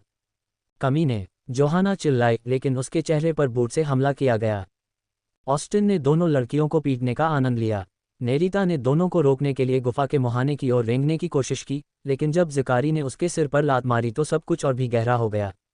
वह बेहोश हो गई। ऑस्टिन ने पलटकर दोनों लड़कियों को देखा। उसे उन्हें पहाड़ से नीचे फेंकने का मन हुआ। हम उन्हें नहीं मार रहे हैं, ज़कारी ने गुर्राहट के साथ कहा। बहनों, अचानक उन्होंने गुफा में एक बच्चे की आवाज़ सुनी। आवाज़ मधुर और कोमल थी, फिर भी एक ही समय में दबंग थी। ज़कारी को आवाज़ में एक अजीब शक्ति महसूस हुई। आवाज़ ने एक पल में जलती हुई तलवार को बुझा दिया। किसी कारण से उसके दिल में डर की एक किरण उभरी। वह धीरे धीरे अंधेरी गुफा में चला गया, उसके पीछे ऑस्टिन भी था।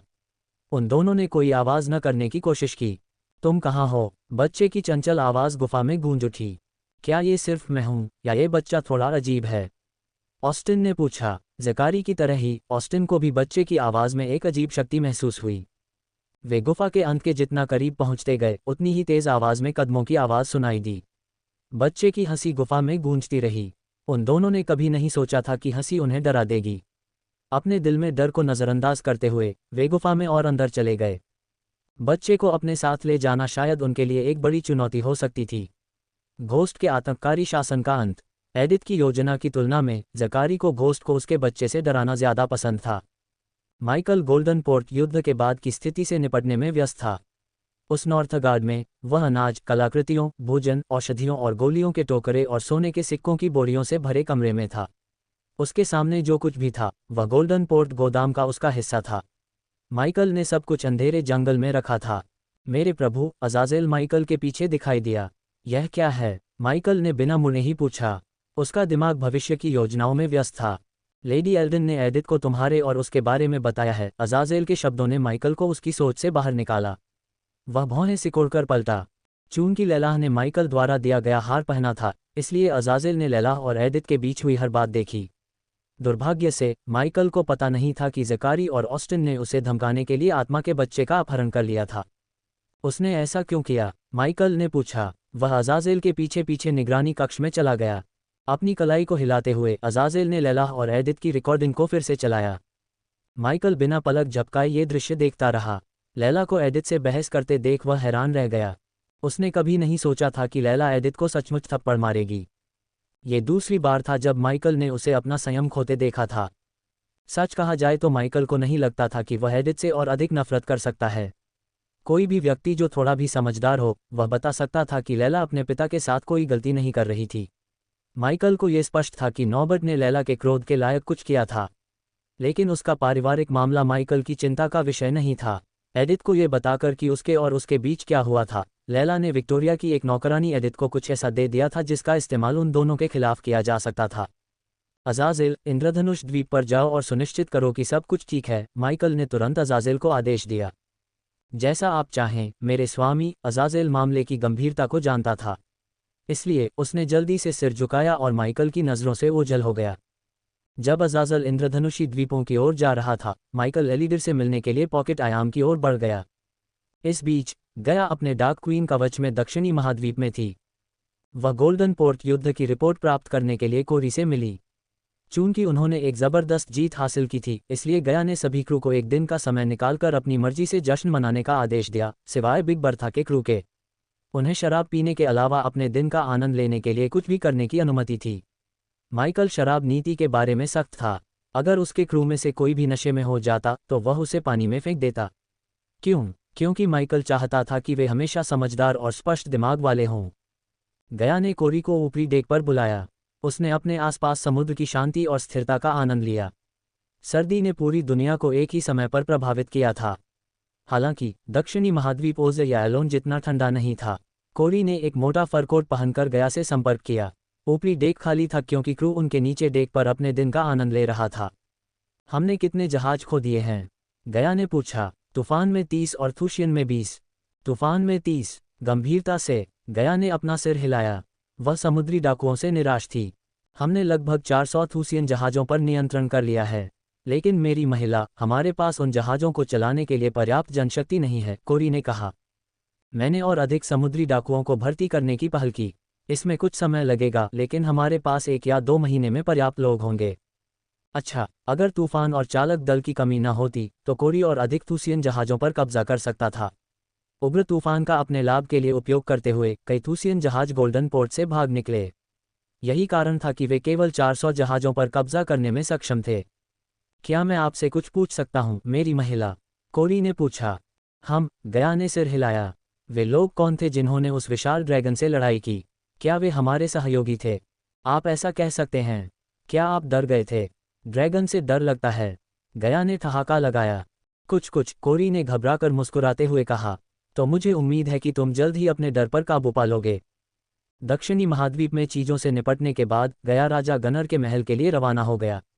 जब वह उस कमरे में पहुंची जहां उन्होंने सब कुछ योजना बनाई थी, तो उसने देखा कि याग्नार, राजकुमार डेवरियस और जनरल ब्रायस उसका इंतजार कर रहे थे।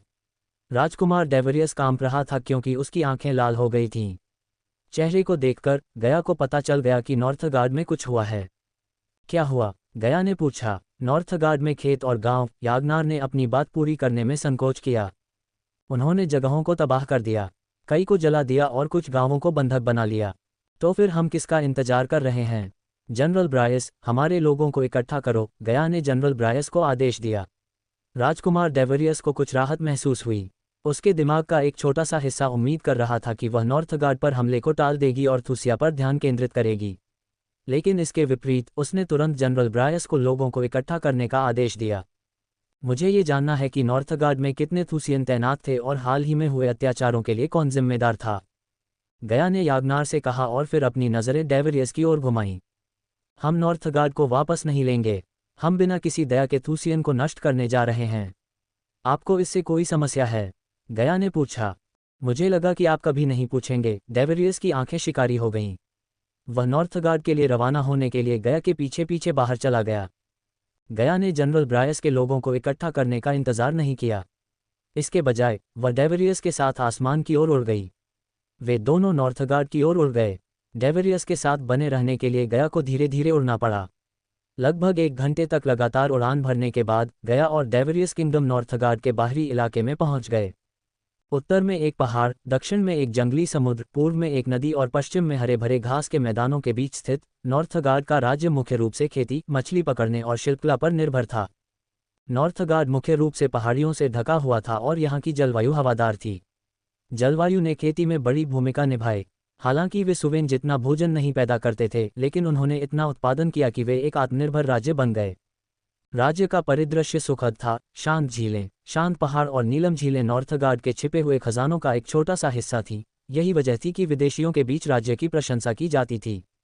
साथ ही नॉर्थगार्ड के लोग विदेशियों के प्रति प्रेमपूर्ण थे और उनका सद्भावना से स्वागत करते थे। उन्हें लगा कि विदेशी राज्य की भलाई को सशक्त बना सकते हैं। बर्फबारी के बावजूद डेवरियस अभी भी क्षितिज पर गांव से काला धुआं निकलता देख सकता था। यह उन गांवों में से एक था जिसे बूथ ने जमीन पर जलाने के लिए चुना था। वहां जो कुछ हुआ उसके लिए मुझे खेद है, लेकिन मेरा सुझाव है कि हम राजधानी पर हमला करें इससे पहले कि थूसियन और अधिक विनाश करें, गया ने कहा। डेवरियस को अपने दुख से बाहर आने में कुछ पल लगे।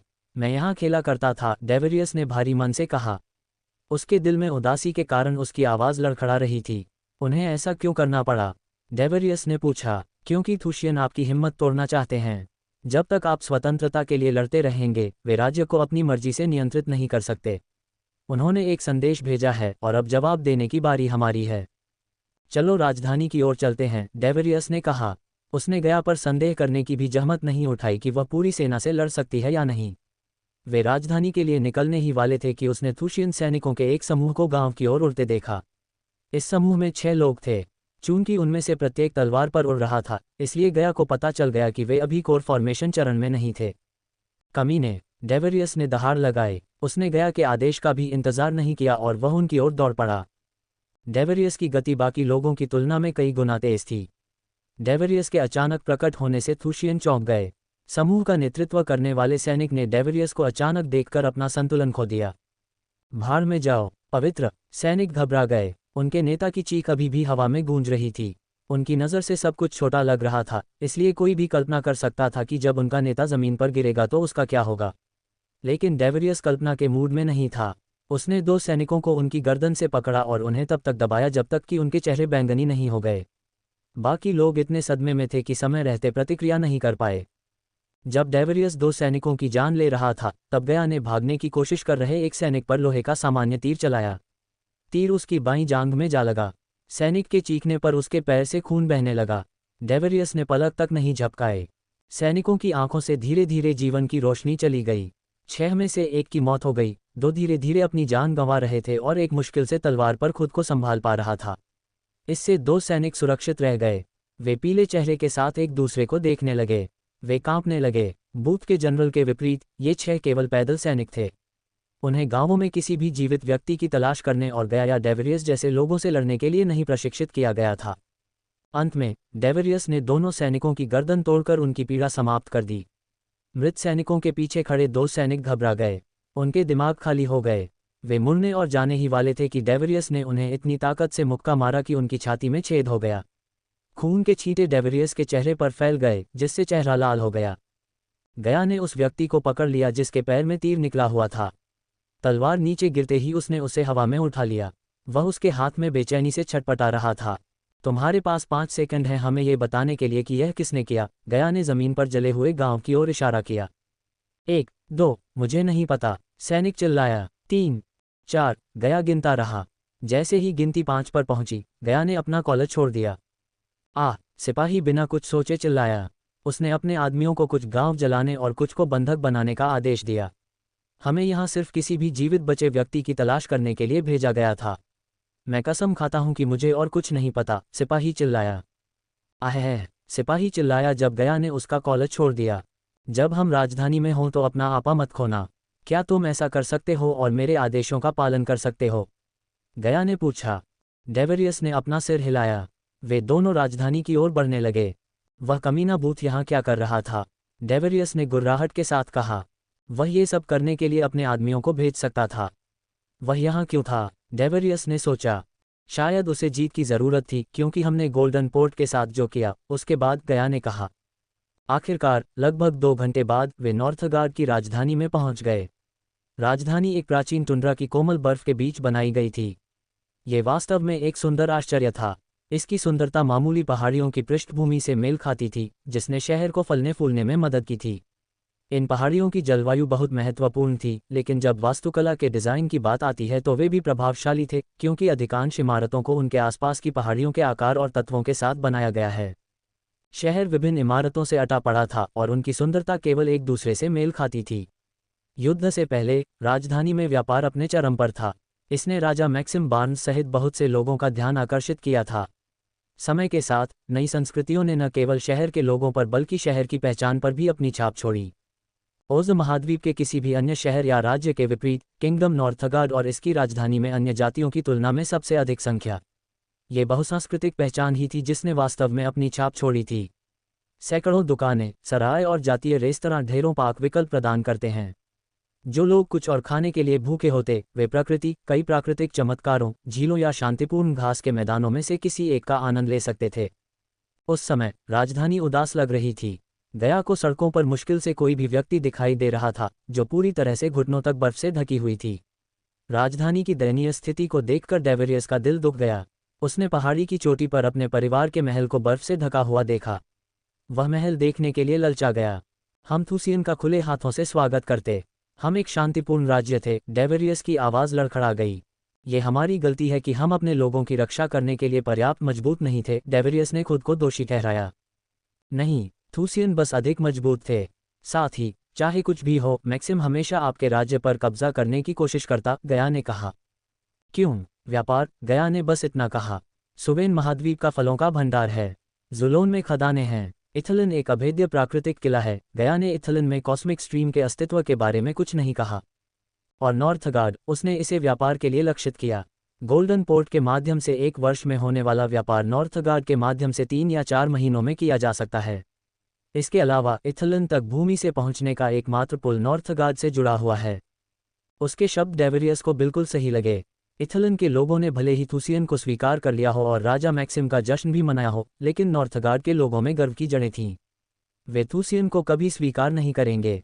जब तक वे थूसियन का विरोध करेंगे, तब तक वे पीड़ित होते रहेंगे। इसे समाप्त करने का एकमात्र तरीका मैक्सिम बार्न्स को मारना था। क्या योजना है, जनरल एलिया? डेवरियस ने पूछा। ये दोहराव हो रहा है। हम एक जगह जाते हैं, वहां तैनात सेना को मारते हैं और उस जगह पर कब्जा कर लेते हैं। कुल्ला करो और दोहराओ, गया ने आह भरी। तो तुम क्या सुझाव देते हो कि हम करें? हम वैसे भी शहर में नहीं जा सकते। हमें अभी भी पता नहीं है कि थूसियन उन ग्रामीणों को कहाँ रख रहे हैं जिन्हें उन्होंने पकड़ लिया है। जाओ और पकड़ लो। संभावना है कि थूशियन तुम्हें तुम्हारे बाकी लोगों के साथ रख देंगे और उनकी हिम्मत तोड़ने की कोशिश करेंगे, गया ने कहा। डेवरियस ने भौहें सिकोड़ी। तुम मुझे कैसे ढूंढने की योजना बना रहे हो? डेवरियस ने पूछा। उसने देखा कि गया उसकी ओर एक चांदी का सिक्का फेंक रहा है। इसे निगल लो। क्या? डेवरियस आश्चर्यचकित रह गया।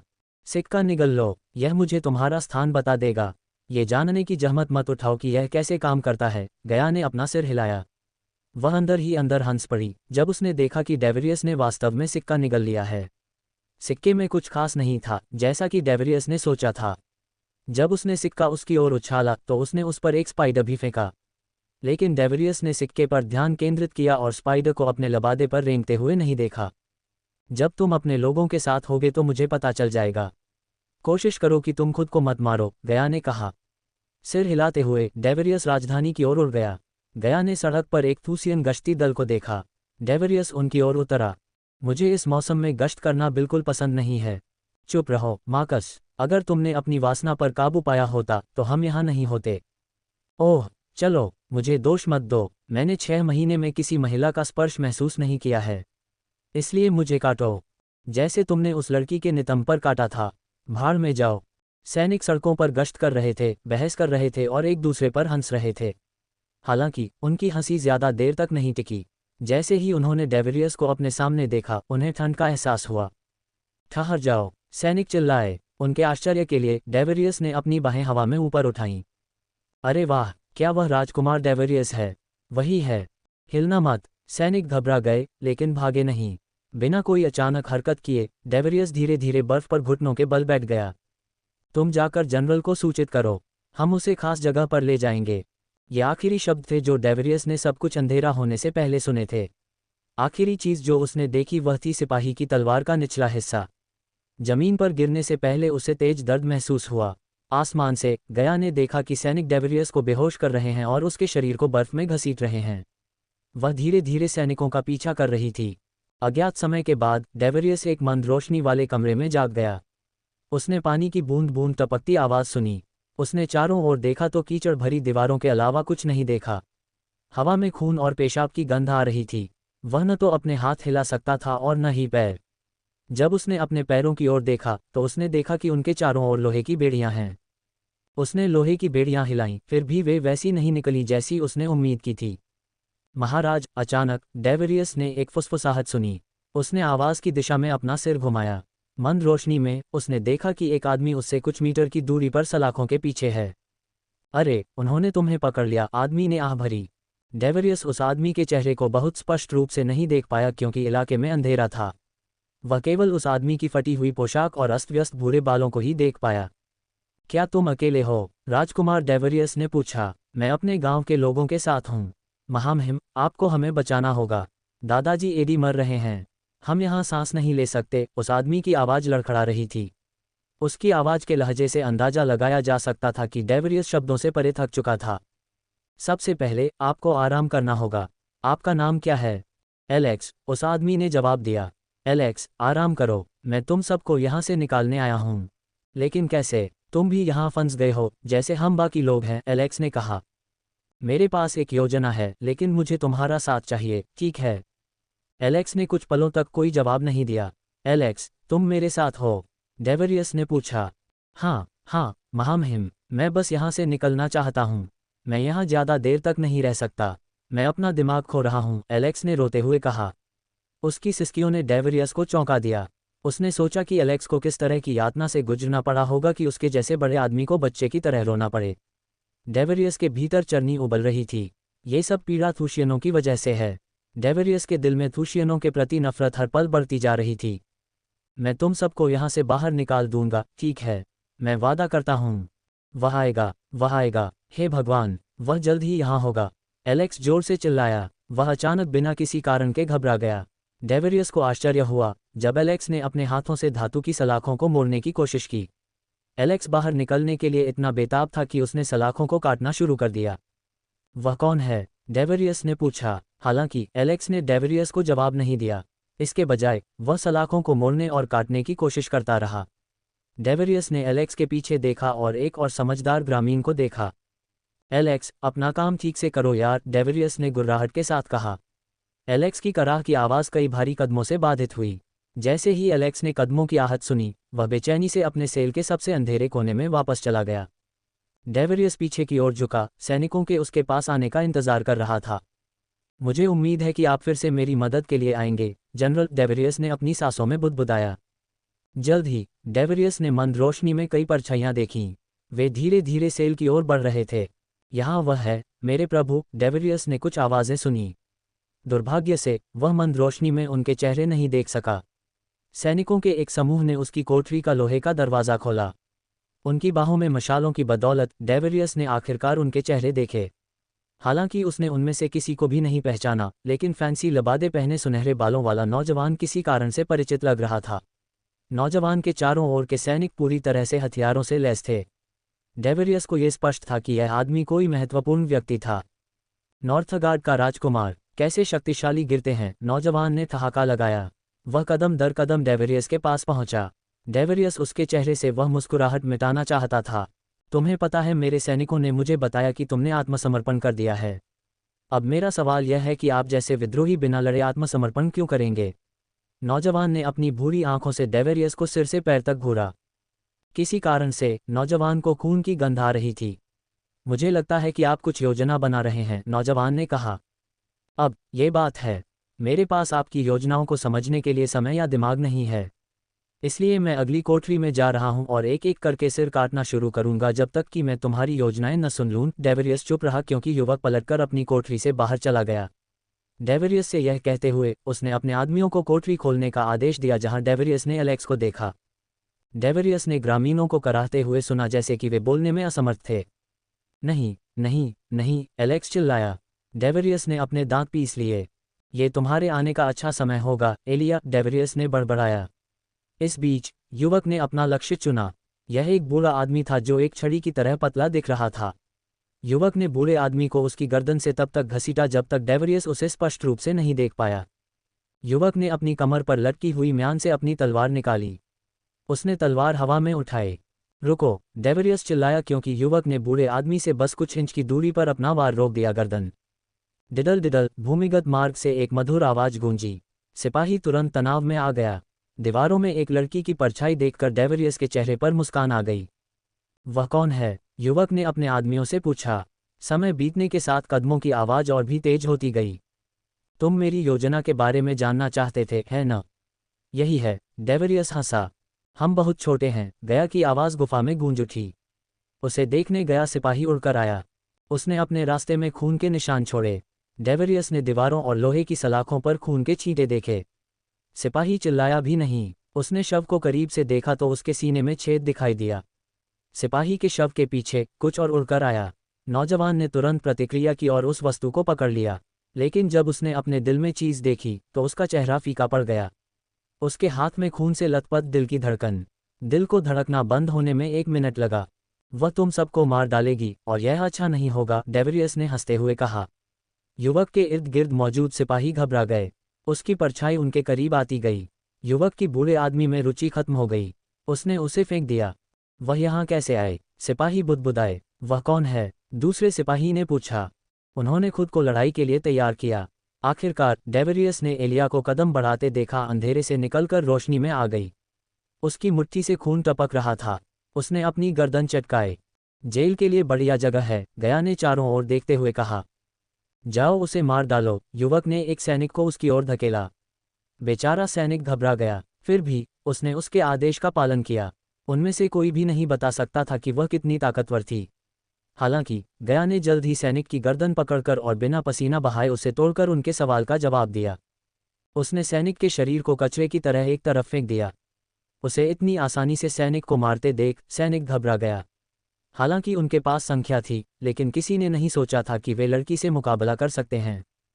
तुम कौन हो? गया ने युवक से पूछा। वह धीरे धीरे कीचड़ भरे फर्श से उसकी ओर बढ़ी, लेकिन जब वह युवक से बस कुछ मीटर दूर थी तो कहीं से ऊपर से एक पिंजरा गिरा जिसने उसे घेर लिया। डेवरियस की चमकदार मुस्कान उसके चेहरे पर जम गई।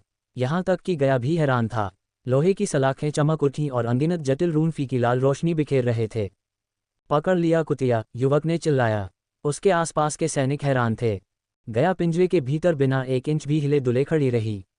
उसने बार को पकड़ने की कोशिश की, लेकिन जैसे ही उसने चमकती हुई सलाखों को छुआ, वे उसके हाथ जला गईं। सुनहरे बालों वाला युवक एक चमकदार मुस्कान के साथ आगे बढ़ा। वह कुछ पलों के लिए पिंजरे के चारों ओर घूमता रहा। उसे गया को पिंजरे में फंसा हुआ देखकर अच्छा लगा। गया ने छत पर देखा तो कई रून चमक रहे थे। प्रत्येक रून से प्रकाश की चमकीली किरणें निकल रही थीं, जिससे उसके चारों ओर पिंजरा बन गया। किसी कारण से जब उसने रून देखे तो उसे तुरंत एडिथ की याद आ गई। जब उसने जादू करने की कोशिश की तो एक ऊर्जा का झटका उसके सीने में लगा। परेशान मत हो, युवक ने कहा। उसे अपनी इस उपलब्धि पर बहुत गर्व था। उसके अंदर अहंकार और गर्व की चमक थी। कोर स्ट्रेंथनिंग स्टेज की साधना के बावजूद वह एक फ्यूजन स्टेज के साधक को फंसाने में सक्षम था। वह अपने चाचा को यह उपहार दिखाने के लिए इंतजार नहीं कर सकता था। गया को पिंजरे में फंसा हुआ देखकर डेवरियस अवाक रह गया। उसके दिल में उम्मीद की रोशनी धीरे धीरे फीकी पड़ गई। तुम्हें इसकी उम्मीद नहीं थी, है ना? युवक ने पूछा। हम तुम्हारा इंतजार कर रहे थे, लेकिन राजकुमार को हमारे पास लाने के लिए धन्यवाद। वह तुम्हारे जैसे स्वादिष्ट केक के ऊपर चेरी है। युवक ने अपने होंठ चाटे। तुम चुप क्यों हो? मैं तुम्हें चोट नहीं पहुंचाऊंगा, कम से कम अभी नहीं। गोल्डन पोर्ट में तुमने जो गंदगी फैलाई, उसके बाद क्या तुम हमें दोष दे सकते हो कि हम तुम्हें टुकड़े टुकड़े कर देना चाहते थे? युवक ने पिंजरे के चारों ओर घूमते हुए कहा। गया अपनी स्थिति के बावजूद शांत रही। कौन हो तुम कमीने? डेवरियस चिल्लाया। उसने सोचा कि युवक का ध्यान भटकाने से एलिया को पिंजरे से बाहर निकलने का मौका मिल सकता है। इसके बजाय युवक ने अपने नौकर को इशारा किया। बिना कुछ कहे उसे डेवरियस को चुप रहने के लिए कहा। युवक को अब डेवरियस में कोई दिलचस्पी नहीं थी। उसने एक बड़ी मछली पकड़ी। क्या तुम भी यही सोच रहे हो? युवक ने पूछा। मुझे परवाह नहीं कि तुम कौन हो, तुम वैसे भी मरने वाले हो। गाया को पिंजरे में फंसते देख सैनिकों में हिम्मत और वीरता आ गई। उन सभी के चेहरे पर मुस्कान थी। डेवरियस ने देखा कि एक सैनिक उसकी ओर आ रहा है, अपनी उंगलियां चटका रहा है। जैसे ही सैनिक डेवरियस के सामने पहुंचा, सैनिक ने डेवरियस के चेहरे पर मुक्का मारा। तुम छोटी लड़की की तरह मुक्का मारते हो, डेवरियस ने खून थूक दिया। सैनिक ने डेवरियस को फिर से मुक्का मारा और अपनी मुट्ठी के पीछे और जोर लगाया। मेरे राज्य की महिला तुमसे ज्यादा जोर से मुक्का मारती है, डेवरियस ने सैनिक का मजाक उड़ाया। सैनिक गुस्से में कांप उठा। उसने डेवरियस को एक शब्द भी बोलने का समय दिए बिना उसे बाएं और दाएं मुक्का मारना शुरू कर दिया। डेवरियस के चेहरे से खून और लार बहने लगी। सैनिक तब तक नहीं रुका जब तक डेवरियस का चेहरा लगभग दोगुना नहीं हो गया। उसका चेहरा सूज गया था और पहचान में नहीं आ रहा था। सैनिक ने अपनी मुट्ठियां मसलीं। मुझे उम्मीद है कि उसने उसे नहीं मारा होगा, युवक ने मुंह बनाया। तुमने देखा, उसने अपनी उंगली डेवरियस की ओर इशारा करते हुए कहा। तुम्हारे साथ जो होने वाला है, उसकी तुलना में ये तो बस हिमशैल का सिरा है। चूंकि तुम एक अच्छी दिखने वाली लड़की हो, इसलिए हम शायद तुम्हें उसकी तरह परेशान न करें। युवक को आश्चर्य हुआ। गया हंस पड़ा। क्या मजाक है? युवक ने पूछा। तुम्हारे जैसा बोलने वाला लगभग हर व्यक्ति अंत में मर जाता है। क्या तुम समझ नहीं रहे हो बेवकूफ़? तुम बस उस मशीन का एक हिस्सा हो जिसे मैं कुचलने जा रहा हूं। अगर तुम्हें जीने की कोई इच्छा है तो मेरा सुझाव है कि तुम सब कुछ छोड़कर जितनी जल्दी हो सके यहां से भाग जाओ, गया ने कहा। गया को एक पल के लिए किसी ने जवाब नहीं दिया। एक बार फिर वहां सन्नाटा छा गया जब तक कि युवक ने ठहाका नहीं लगाया। तुम वाकई एक पागल कुतिया हो। अपनी आंखें खोलो। तुम ही पिंजरे के अंदर हो, या फिर तुम्हें लगता है कि हम पिंजरे में हैं क्योंकि हमारे बीच लोहे की सलाखें हैं? सैनिक उसके मजाक पर हंसे, जिससे युवक और जोर से हंसा। मेरे चाचा इस कुतिया से प्यार करने वाले हैं, युवक ने अपने सैनिकों से कहा। गाया ने भौहें सिकोड़ी। उसके चेहरे पर भौहें देखकर युवक ने अपना सिर झुका लिया। ओह, मेरे शिष्टाचार कहाँ हैं? मैं केविन कैंपर हूँ, एकमात्र बूथ कैंपर का भतीजा, वेलेरिया का ड्यूक और थूसियन सेना का जनरल। युवक ने अपनी छाती फुलाकर और बहुत गर्व के साथ अपना परिचय दिया। गाया को उसकी बातों पर यकीन ही नहीं हुआ। उसे लगा कि पिंजरे ने उसे युवक की बात सुनने से पहले ही चौंका दिया है। जैकपॉट, गया उत्साह से मुस्कुराया। गाया के चेहरे पर मुस्कान ने केविन को भ्रमित कर दिया। तुम फिर से क्यों मुस्कुरा रहे हो? केविन ने पूछा। तुमने उसे बेहोश कर दिया और अपनी पहचान बता दी। ये तो, गया अपनी बात पूरी नहीं कर पाया और जोर से हंसने लगा। तुम कितने बदकिस्मत और बेवकूफ़ हो, गया ने मुश्किल से अपनी बात पूरी की। लेकिन अचानक उसकी हंसी बंद हो गई। इसके बजाय उसका चेहरा ठंडा हो गया। कमरे का तापमान कई डिग्री कम हो गया। केविन को आश्चर्य हुआ। उसकी आंखें चमक उठीं। पलक झपकते ही गोल पुतलियां सीधी होकर खड़ी हो गईं। सांप जैसी आंखों ने सैनिकों को डरा दिया। मेरे प्रभु, देखो, एक सैनिक ने केविन से फुसफुसाते हुए कहा। उसने गया के हाथों को देखा क्योंकि उसकी त्वचा पर बैंगनी रंग के तराजू दिखाई दिए। केविन ने तुरंत एक कदम पीछे हट लिया जब उसने उस पर फुफकार मारी। गया ने लोहे की सलाखों को पकड़ लिया। पहले की तरह रूनों ने उसके हाथ जला दिए। हालांकि गया ने सलाखों को नहीं छोड़ा। उसने दहाड़ते हुए लोहे की सलाखों को अलग कर दिया। सलाखों में रून टिमटिमा रहे थे, जिससे हल्की गड़गड़ाहट की आवाज़ निकल रही थी। उसे रोको, केविन ने अपने आदमियों को आदेश दिया। उसके स्वर में घमंड पूरी तरह से गायब हो गया। इसके बजाय वह डर से कांप उठा। सैनिक केविन से अलग नहीं थे। उन सभी ने गया द्वारा छोड़े गए भय के विष को अंदर ले लिया। गया ने दहाड़ते हुए लोहे की सलाखों को अपनी कच्ची ताकत से मोड़ दिया, बावजूद इसके कि रूनों ने उसका हाथ जला दिया था। कुछ ही क्षणों में उसने लोहे की सलाखों को इतना मोड़ दिया कि वह फिसलकर निकल गई। केविन ने एक सेकंड के लिए एक विशाल कोबरा को लोहे की सलाखों के बीच से फिसलते हुए देखा, लेकिन उसके दिमाग में कोबरा की वह छवि उतनी ही तेजी से गायब हो गई जितनी तेजी से वह फिसलकर निकल गई। प्रकट हुआ। तुम क्या हो? केविन ने गया से पूछा। उसके पीछे खड़े सैनिक पीछे हट गए। अब उनमें गया का सामना करने की हिम्मत नहीं थी। गया ने केविन को जवाब नहीं दिया। इसके बजाय उसने उसकी गर्दन पकड़ी और उसे उसके पैरों से उठा लिया। गया ने बिना कुछ बोले केविन को हवा में ही रखा। इस बीच डर के विष ने सैनिकों पर पूरा असर किया। चूंकि सैनिक कोर स्ट्रेंथनिंग स्टेज पर भी नहीं थे, इसलिए उनके शरीर और दिमाग डर के विष के असर को झेल नहीं पाए। वे जल्द ही मतिभ्रम और रोने लगे। अंत में वे डर के मारे जमीन पर गिर पड़े और पीछे की ओर रेंगने लगे। उनकी चीखें खामोश भूमिगत में गूंज उठीं, यहाँ तक कि केविन का शरीर भी कांपने लगा क्योंकि उसके मुंह से सफ़ेद आकृति निकल रही थी। क्या तुम्हारे चाचा तुमसे प्यार करते हैं? गया ने केविन से पूछा। वे तुमसे कितना प्यार करते हैं? अगर मुझे कुछ हो गया तो वे तुम्हें ढूंढ निकालेंगे। केविन ये शब्द कहने में कामयाब रहे। अच्छा, हमें उसे ढूंढने की परेशानी से बचा लिया, गया ने हंसते हुए कहा। केविन का चेहरा धीरे धीरे उसके सिर में ऑक्सीजन की कमी के कारण बैंगनी हो गया। कुछ गांव वालों ने सैनिकों को भागने के लिए दीवारों को खरोंचते हुए देखा। वे हैरान थे।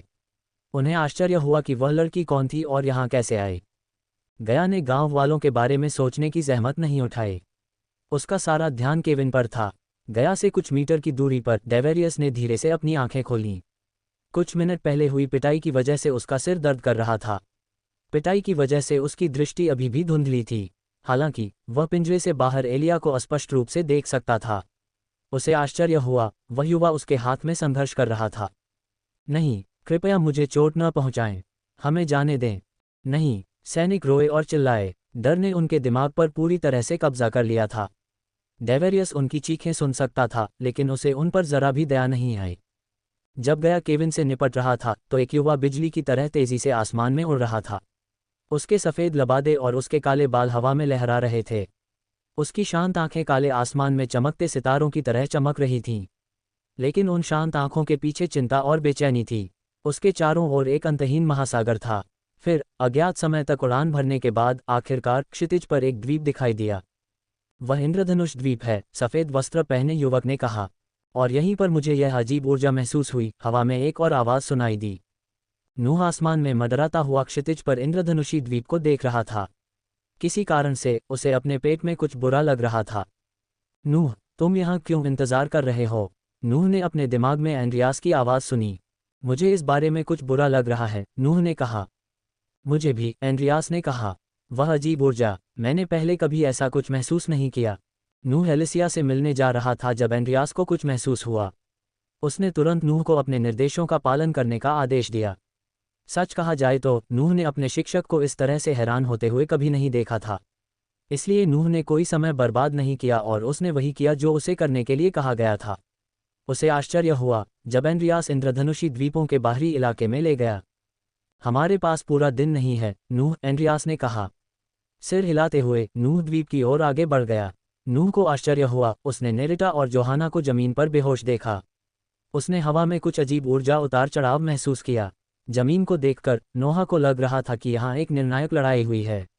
नोहा जल्दी से जोहाना और नेरिता के पास उतरा। मिस जोहाना, मॉस नेरिता, नोहा ने उन्हें पुकारा। उसने धीरे से उनके कंधे हिलाए, लेकिन उन्होंने कोई जवाब नहीं दिया। नोहा ने उनकी गर्दन पर अपनी उंगली रखी, उनकी नब्ज को महसूस किया। सौभाग्य से वे जीवित थे। नोहा अपने अंतरिक्ष वलय से उपचार औषधि निकालने ही वाला था कि एंड्रियास उसके सामने प्रकट हुआ। उन्हें मत जगाओ, मुझे अंदर कुछ महसूस हो रहा है। चलो पहले जांच करते हैं। उनके बारे में क्या? वे हमें बता सकते हैं कि यहाँ क्या हुआ था एक बार जब हम उन्हें जगा देंगे, नोहा ने कहा। और शायद हमें उस जगह की जांच करने से रोक दें। तुम जानते हो कि मैं सही कह रहा हूँ, इसलिए आओ। एंड्रियास ने नोहा को खड़े होने और गुफा में उसके पीछे चलने का इशारा किया। कोई विकल्प न होने के कारण नोहा एंड्रियास के पीछे पीछे चला गया। ये जगह नोहा के पिछली बार आने से कुछ अलग दिख रही थी। वह लैला से मिला और उसे विचस्टोन दिया। गुफा में चलते समय नूह ने दीवार पर अनगिनत रेखाचित्र देखे। वे सभी अजीब और विचित्र लग रहे थे, जैसे किसी बच्चे की पेंटिंग। वह जितना आगे गुफा में गया, नूह को हवा में उतनी ही अजीब ऊर्जा महसूस हुई। एंड्रियास और नूह चुपचाप आगे बढ़ गए। आखिर यह क्या है? एंड्रियास ने अंतरिक्ष में चमकते आंसू को देखते हुए पूछा। आंसू ने उन दोनों को अपनी ओर खींच लिया। नूह ने खिंचाव का विरोध किया क्योंकि एंड्रियास इसे देखने के लिए करीब आया। एक दायरे का चीरा, एंड्रियास ने कहा। यहाँ कुछ हुआ है। कोई बात नहीं, नूह ने अपने लहजे में व्यंग्य के भाव के साथ कहा। नूह दायरे के चीरे के सामने एंड्रियास के साथ शामिल हो गया। ये पहली बार था जब नूह ने एक देखा था। क्या यह एक पोर्टल जैसा है? नूह ने पूछा। उसे चीरे को छूने और देखने का लालच हुआ, लेकिन उसने खुद को नियंत्रित किया। नहीं, अंतरिक्ष और समय के बहुत ही ताने बाने को किसी चीज़ ने चीर दिया था। हमें ये जानने की ज़रूरत है कि यहाँ क्या हुआ था। एंड्रियास की आवाज़ बेहद गंभीर हो गई। तो हमें उन दोनों को जगाना होगा। वे हमें वो जवाब दे सकते हैं जो हम चाहते हैं, नूह ने सुझाव दिया। हाँ, लेकिन चलो पहले चारों ओर देखते हैं। मुझे लगता है कि हमारी दोस्त लैला यहाँ कुछ बड़ा छिपा रही है। एंड्रियास गुफा के चारों ओर तैरने लगा। नूह ने अपनी उंगली के एक झटके से दीवारों पर लटकी सभी मशालों को जला दिया। वह गुफा में वापस रोशनी लेकर आया। वे रोशनी में चीज़ों को और अधिक स्पष्ट रूप से देख पा रहे थे। नूह ने गुफा में मोमबत्तियां, ध्यान की चटाई, किताबें और कुछ स्क्रॉल देखे। जब वह गुफा के चारों ओर देख रहा था तो वह चौंक गया जब उसने गुफा के कोने में एक पालना देखा। ये दिलचस्प होता जा रहा है। एंड्रियास पालने की ओर तैरता हुआ गया। नूह एंड्रियास के पीछे पीछे चला गया। पालने के पीछे की दीवारों पर एक बच्चे की बहुत सारी आकृतियां थीं। आउच! नूह उछल पड़ा क्योंकि जब उसने पालने को छुआ तो उसके शरीर में बिजली का एक बोल्ट दौड़ गया। इसने मुझे झटका दिया। नूह ने अपनी हथेली रगड़ी। लेकिन जब एंड्रियास के भूतिया हाथ ने पालने को छुआ तो एंड्रियास का पूरा शरीर कांप उठा। उसने तुरंत अपनी आंखें बंद कर लीं। एक शक्तिशाली पालने के चारों ओर अजीब ऊर्जा। अपने पूरे जीवन में उसने केवल एक बार इस भावना का अनुभव किया था। उसे लगा कि वह इस भावना को भूल गया है, लेकिन जवाब नहीं था। ये बहुत पहले की बात है जब एंड्रियास लगभग भूल गया था। गुरु! नूह ने एंड्रियास को पुकारा। उसने एंड्रियास के आंखें खोलने का इंतजार किया। एक आत्मा बच्चा, एंड्रियास ने बड़बड़ाया। एक आत्मा बच्चा यहाँ था। नूह आत्मा बच्चे की अवधारणा से कोई अजनबी नहीं था। एंड्रियास ने नूह को हजारों किताबें पढ़वाईं। इस प्रकार नूह को बहुत कुछ पता था। नूह ने भौहें सिकोड़ीं। एक आत्मा बच्चा तब पैदा होता था जब एक पुरुष साधक की आत्मा एक महिला साधक के पास जाती थी जो एक निषिद्ध कार्य था। ये किसी पर खुद को जबरदस्ती थोपने के बराबर था। विचस्टोन! नूह ने बड़बड़ाते हुए कहा। जब उसने लैला को विचस्टोन दिया तो नूह को नहीं पता था कि उसे विचस्टोन की क्या ज़रूरत है। कम से कम उस समय तो उसे नहीं पता था। हालांकि हाल ही में नूह ने एंड्रियास की आत्मा का एक टुकड़ा खोजा और अपने गुरु को इस आत्मा के टुकड़े को अवशोषित करने में मदद की। परिणामस्वरूप एंड्रियास ने अधिक ज्ञान और यादें वापस पा लीं। नूह ने सीखा कि विचस्टोन का मतलब एक अनुष्ठान में एक आत्मा बच्चे को एक भौतिक शरीर देना था, साथ ही कुछ अन्य चीज़ें भी। बाकी सब कुछ अपेक्षाकृत आसानी से प्राप्त किया जा सकता था, लेकिन विचस्टोन नहीं। मुझे विश्वास नहीं हो रहा है। नूह ने अपना सिर हिलाया। वह बस विश्वास नहीं कर सकता था कि किसी ने लैला को आत्मा से चलाया है। वह एक फ्यूजन स्टेज कल्टीवेटर थी। नूह एक भी ऐसे व्यक्ति का नाम नहीं बता सका जो लैला को छूने के लिए पर्याप्त मजबूत था। अकेले उसे आत्मा से चलाना तो दूर की बात है। अजीब ऊर्जा, दीवार पर लिखी गई लकीरें, विचस्टोन, ये सब समझ में आता है, एंड्रियास ने धीरे से कहा। एक आत्मा बच्चा यहाँ था, इसमें कोई संदेह नहीं है। नूह अपने गुरु से असहमत नहीं हो सकता था। जैसा कि एंड्रियास ने कहा, सब कुछ समझ में आ गया। गुफा में एक बच्चे के अस्तित्व की ओर इशारा करते हुए, उस जगह की तलाशी लो, एंड्रियास ने नूह को आदेश दिया। आत्मा बच्चे के बारे में जानने के बाद नूह को संदेह था कि नेरिता और जोहाना उसकी बहुत मदद करेंगे। उसे यकीन था कि वे बच्चे के अस्तित्व को छिपा लेंगे। सत्य का प्रकाश! नूह ने अपनी आंखें बंद कर लीं, एक जादू करते हुए। गुफा के ऊपर प्रकाश की एक चमकदार लहर बह गई। नूह ने धीरे से अपनी आंखें खोलीं। उसकी निगाहें दीवार की ओर मुड़ गईं। उसकी नज़र में उसने दीवार के अंदर प्रकाश की एक झलक देखी। वह उस झलक की ओर चला गया जबकि एंड्रियास उसके पीछे पीछे चला गया। जब नूह दीवार पर पहुंचा तो उसने अपना हाथ दीवार में घुसाया। ये खोखला है। नूह ने दीवार पर दस्तक दी। एंड्रियास ने एक हल्की सी आवाज़ सुनी। नूह ने धीरे से अपना हाथ दीवार में घुसाया जब तक कि उसे एक छोटा सा छेद नहीं मिल गया। नूह की उंगली छेद में फिट नहीं हुआ। इसलिए उसने अपने स्पेस रिंग से एक कलम उठाए और उसे छेद में डाल दिया। नूह ने दीवार के एक टुकड़े के गिरने पर एक दरार सुनी, जिससे दीवार के भीतर एक ईंट के आकार का खोखलापन दिखाई दिया। इसके अंदर नूह को एक छोटी सी किताब मिली। एंड्रियास की निगाह में नूह ने किताब खोली। किताब के पहले पन्ने पर कई तरह की आकृतियां और रेखाएं थीं। उसने एक एक करके पन्ने पलटे जब तक कि उसे कुछ शब्द दिखाई नहीं दिए। आज माँ ने मुझे पढ़ना और लिखना सिखाया। जब मैंने अपना पहला शब्द लिखा तो वह बहुत खुश लग रही थी। माँ, नूह ने शब्द पढ़े। बहन नेरिता ने कहा कि अगर मुझे अकेलापन महसूस होता है तो मैं किताब में जो चाहूँ लिख सकता हूँ और उसे सुरक्षित रख सकता हूँ। इसलिए मैं यहाँ हूँ, कुछ लिख रहा हूँ। नूह ने अगले पृष्ठ पर ये शब्द पढ़े। उसने दूसरा पृष्ठ पलटा और खाने के बारे में कुछ देखा। नूह को किसी और की पत्रिका, खासकर एक बच्चे की पत्रिका पढ़ने पर बुरा लगा, लेकिन उसे उम्मीद थी कि यह पत्रिका दायरे के टूटने के बारे में कुछ बता सकती है।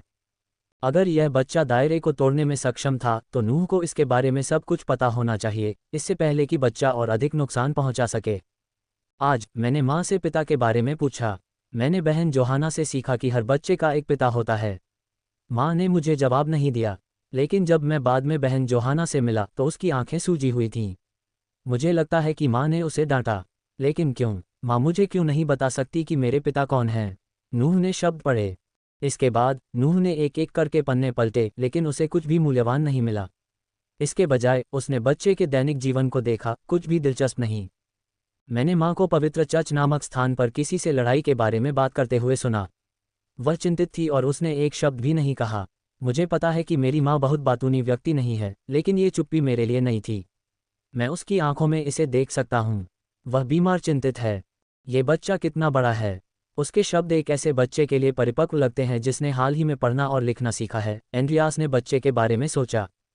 पवित्र चर्च में लड़ाई? क्या आपको लगता है कि वह डार्क लॉर्ड और घोस्ट के बीच की लड़ाई के बारे में बात कर रहा है? नूह ने पूछा। मैं निश्चित रूप से नहीं कह सकता। एंड्रियास ने अपना सिर हिलाया क्योंकि नूह बच्चे की पत्रिका पढ़ना जारी रखता था। कल मुझे एक अजीब सपना आया। सोने से पहले मैंने माँ से एक बार फिर पिता के बारे में पूछा। हमेशा की तरह माँ ने एक शब्द भी नहीं कहा। उसने बस इतना कहा कि अगर मैं नहीं जानती कि मेरे पिता कौन है तो बेहतर है। मैं असहमत हूँ। मैं उनसे मिलना चाहती हूँ। मैं पिता के बारे में सोच रही थी और मुझे एक सपना आया। मैं आसमान में तैर रही थी। मुझे लगता है कि रात हो चुकी थी। सब कुछ अंधेरा था। मैंने माँ को पुकारा, लेकिन किसी ने मेरी आवाज़ नहीं सुनी। फिर मैंने किसी को देखा। वह सांप से बात कर रहा था। अजीब है न? दुर्भाग्य से मैं उसका चेहरा नहीं देख पाए। मैंने उसके पास जाने की कोशिश की, लेकिन मैं अपना शरीर हिला नहीं पा रही थी। उसके हाथ में सांप मेरी तरफ देख रहा था। किसी कारण से मुझे लगा कि यह सांप मुझे उस आदमी से दूर ले जाना चाहता था। ये बहुत वास्तविक लगा। अब मैं ये सोचने से खुद को रोक नहीं पा रही हूँ कि क्या ये सपना कोई संकेत है। बहन नेरिता और जोहाना हमेशा मुझसे कहती थीं कि मैं खास हूँ। अगर मैं खास हूँ तो क्या इस सपने के कोई संकेत होने की संभावना है? क्या वह मेरे पिता हो सकते हैं? जब नूह ने बच्चे द्वारा अपने सपने के बारे में लिखी गई सभी बातें पढ़ लीं तो एंड्रियास के चेहरे पर गहरी उदासी छा गई। नूह ने बच्चे के सपने और उसके पिता के बारे में और अधिक जानने की उम्मीद में कुछ और पन्ने पलटे। ठीक है, मुझे पता है कि यह अजीब लगेगा, लेकिन कल मैंने माँ से पिता के बारे में पूछने के बाद एक और अजीब सपना देखा। इस बार सिर्फ एक अंतर था कि मैंने एक द्वीप देखा। उसमें आग लगी हुई थी। पिछले सपने में मैंने जिस आदमी को देखा था वह अपने सांप के साथ वहाँ था। वह जलते हुए द्वीप पर हंस रहा था। जब भी मैं अपने पिता के बारे में पूछता हूँ तो मुझे इस तरह का सपना क्यों आता है? अब मैं अपने सपने में आए आदमी पर विश्वास करना बंद नहीं कर सकता और मेरे पिता का उससे कोई न कोई संबंध है। क्या इस बच्चे को बुरे सपने आ रहे हैं या उसके सपनों का वाकई कोई मतलब है? नूह ने एंड्रियास से पूछा। सपने कई तरह के होते हैं।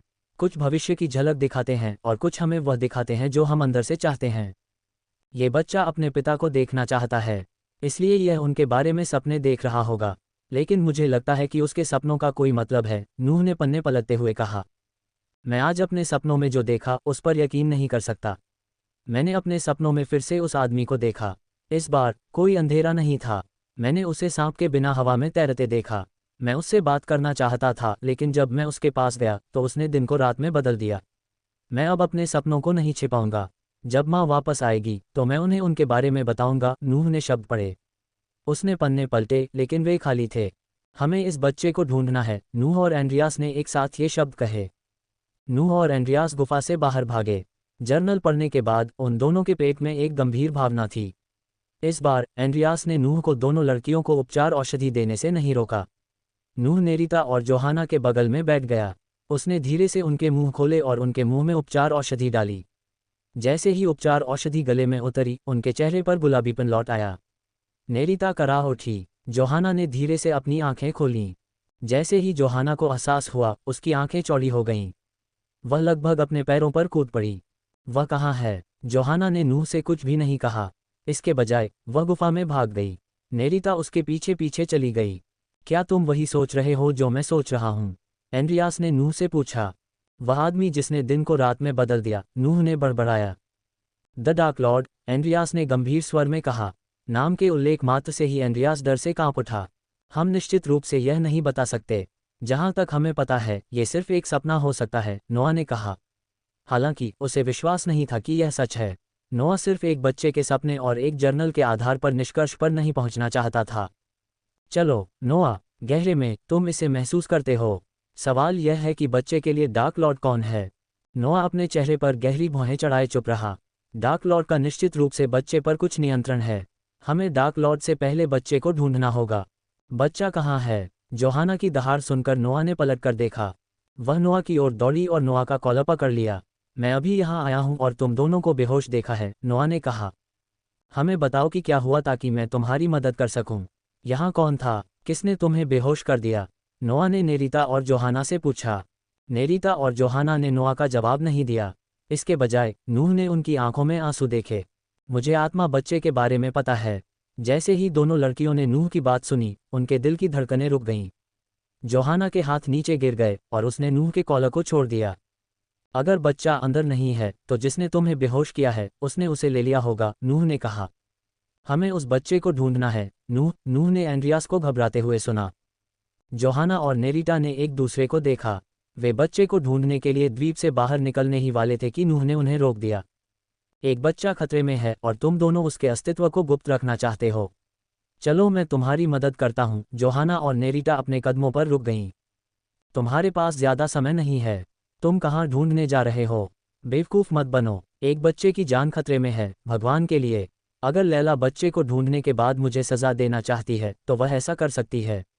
अब मुझे बताओ कि यहाँ क्या हुआ? नूह का स्वर प्रबल हो गया। उसकी ईश्वरीय आभा ने नेरिता और जोहाना को कांपने पर मजबूर कर दिया। वे नूह पर भरोसा करने से खुद को रोक नहीं पाए। अगर डार्क लॉर्ड की आभा ने दूसरों को डरा दिया तो नूह की आभा ने दूसरों को उस पर भरोसा करने के लिए प्रभावित किया। जोहाना और नेरिता ठीक से सोच नहीं पा रही थीं। बच्चे के गायब होने से उनके दिमाग खाली हो गए। जब दोनों ने नूह को बताना शुरू किया कि पहले क्या हुआ था तो उनकी आंखों से आंसू बह निकले। हालांकि उन्होंने आत्मा बच्चे के अस्तित्व को स्वीकार किया, लेकिन उन्होंने इस बारे में कुछ भी नहीं बताया कि यह इस दुनिया में कैसे आया या इसकी शक्ति से संबंधित कुछ भी नहीं बताया। जब उन्होंने अपनी कहानी समाप्त की तो नूह ने एक गहरी सांस ली। अगर हम ये पता लगा लेते हैं कि तुम पर किसने हमला किया तो हम बच्चे को ढूंढ लेंगे, नूह ने कहा। हमें मालकिन को बताना चाहिए, नेरिता ने कहा। अगर कोई और यहाँ आता है तो तुम में से एक को द्वीप पर रहना चाहिए। मैं बच्चे को खोजने के लिए गिल्ड में अपने संपर्कों का उपयोग करूंगी। नहीं, जोहाना चिल्लाए, आप बच्चे के बारे में किसी को नहीं बता सकते। मैं नहीं बताऊंगी। मैं उन्हें सिर्फ इतना बताऊंगी कि मैं एक सामान्य बच्चे की तलाश कर रही हूँ, किसी आत्मा बच्चे की नहीं। द्वीप छोड़ने के बाद नूह सीधे ओज़ो महाद्वीप की ओर चल पड़ा। बच्चे को खोजने की कोई योजना है? एंड्रियास ने पूछा। अगर हम पता लगा सकते हैं कि उन पर हमला किसने किया तो हम बच्चे को भी ढूंढ सकते हैं। आप ऐसा कैसे करने की योजना बना रहे हैं? लैला ने बच्चे के बारे में बहुतों को नहीं बताया होगा। मुझे नहीं लगता कि लड़कियों पर हमला करने वाले दो आदमी बच्चे पर ठोकर खाकर गिरे होंगे। उन्हें पता था कि वहाँ एक बच्चा रहता है, इसलिए जिसने बच्चे को उठाया वह कोई ऐसा व्यक्ति होगा जो बच्चे के बारे में जानता होगा। सबसे पहले मुझे लैला द्वारा बच्चे के बारे में बताए गए सभी लोगों को जानना होगा। यह एक लंबी सूची नहीं हो सकती। उन लड़कियों को इस बात का कोई अंदाज़ा नहीं है कि लैला कहाँ है, एंड्रियास ने कहा। लेकिन मैं किसी ऐसे व्यक्ति को जानता हूँ जिसे शायद पता हो। एडिथ, तुम्हारी प्यारी, इस तरह की स्थिति में भी एंड्रियास ने मजाक ढूंढ लिया। नूह ने अपने शिक्षक को हंसते हुए सुना। हालांकि नूह मजाक के मूड में नहीं था। इसके विपरीत वह काफ़ी गंभीर था। शिक्षक, क्या होगा अगर डार्क लॉर्ड बच्चे का पिता होता? नूह को उम्मीद थी कि एंड्रियास ना कहेगा। दुर्भाग्य से एंड्रियास कुछ पलों के लिए चुप रहा। मुझे ऐसा लगता है नूह की इच्छा के विपरीत एंड्रियास नूह की भावनाओं से सहमत था। हालांकि नूह को ये लग रहा था कि डार्क लॉर्ड बच्चे का पिता है, लेकिन उसका दिल ऐसा मानने से इनकार कर रहा था। नूह किसी से भी बेहतर जानता था कि अगर डार्क लॉर्ड बच्चे का पिता होता तो बच्चे और लैला का क्या होता। स्काईहॉल और गार्जियन गिल्ड सजा के तौर पर माँ और बच्चे को कील ठोंक देंगे। नूह कभी नहीं चाहता था कि लैला और बच्चे जैसे निर्दोष लोगों को डार्क लॉर्ड की वजह से सजा मिले। आखिरकार बच्चे ने कोई गलत काम नहीं किया था। डार्क लॉर्ड दुष्ट है, नूह। उसके अलावा कोई भी किसी की आत्मा को नहीं छीन सकता, लेकिन हमें ये जानना चाहिए कि लैला को इस बारे में पता था या नहीं। अगर वह डार्क लॉर्ड के बारे में जानती थी और गिल्ड को रिपोर्ट नहीं करती थी, तो उसे एक सहयोगी के रूप में माना जाना चाहिए। बच्चे के बारे में क्या? जब तक हम उसकी शक्तियों की पूरी सीमा नहीं जान लेते, हमें बच्चे को बाहरी दुनिया से सुरक्षित रखना होगा। तुम्हारा मतलब है कि बच्चे को बंद करके रखना? नूह ने भौहें सिकोड़ी। नूह जितना डार्क लॉर्ड के खतरे को खत्म करना चाहता था, उतना ही वह इस प्रक्रिया में निर्दोष लोगों की बलि देना पसंद नहीं करता था। उसने कठिन तरीके से जान लेने की कीमत सीखी। सच कहूं तो नूह को चैन से सोए हुए कई महीने हो गए थे। हर बार जब वह अपनी आंखें बंद करता तो वह बच्चों को अपने माता पिता के लिए रोते हुए देख सकता था, जिन्हें नूह ने मार दिया था। नूह उन लोगों को मार देता था जो उसे मारने की कोशिश करते थे। यह एक कुत्ते खाने कुत्ते की दुनिया थी। केवल निर्दयी और हृदयहीन लोग ही बच सकते थे। नूह ऐसी ही दुनिया में रहता था जब तक कि उसने अपने द्वारा ली गई प्रत्येक जान के परिणाम नहीं देखे। नूह द्वारा मारे गए प्रत्येक व्यक्ति के साथ अनाथों की संख्या बढ़ती गई। यह उन कई कारणों में से एक था जिसके कारण नूह ने जीवन लेना बंद कर दिया। क्रूर दुनिया की आदत डालने के बजाय नूह इसे बदलना चाहता था। भले ही इसका मतलब पूरी दुनिया से लड़ना था, नूह इसके लिए तैयार था। ये डार्क लॉर्ड का बच्चा है, नूह। यह अभी एक मासूम बच्चा हो सकता है, लेकिन जल्द ही बच्चे के भीतर डार्क लॉर्ड का खून इसे भ्रष्ट कर देगा। हम छोटे डार्क लॉर्ड को इधर उधर भागने देने का जोखिम नहीं उठा सकते। लेकिन शिक्षक, मैं गिल्ड या किसी को भी बच्चे को तब तक नुकसान नहीं पहुंचाने दूंगा जब तक कि वह मासूम बना रहे। अगर यह डार्क लॉर्ड द्वारा भ्रष्ट हो जाता है, जैसा कि आपने कहा, तो हम इसका ध्यान रखेंगे, नूह ने दृढ़ता से कहा। मैंने तुम्हें बहुत अच्छी तरह से सिखाया होगा, नूह। एंड्रियास ने आह भरी, लेकिन उसे नूह पर बहुत गर्व था। जब नूह ओज महाद्वीप की ओर जा रहा था, जनरल बूथ अपने कमरे में था। ज़कारी और ऑस्टिन के सफल मिशन की वजह से उसके चेहरे पर एक चमकदार मुस्कान थी। बूथ ने एक ही घूंट में एक गिलास खाली कर दिया। पकड़ा गया कमीना, बूथ मुस्कुराया। उसने घोस्ट को कोसा और शराब का एक और गिलास डाला।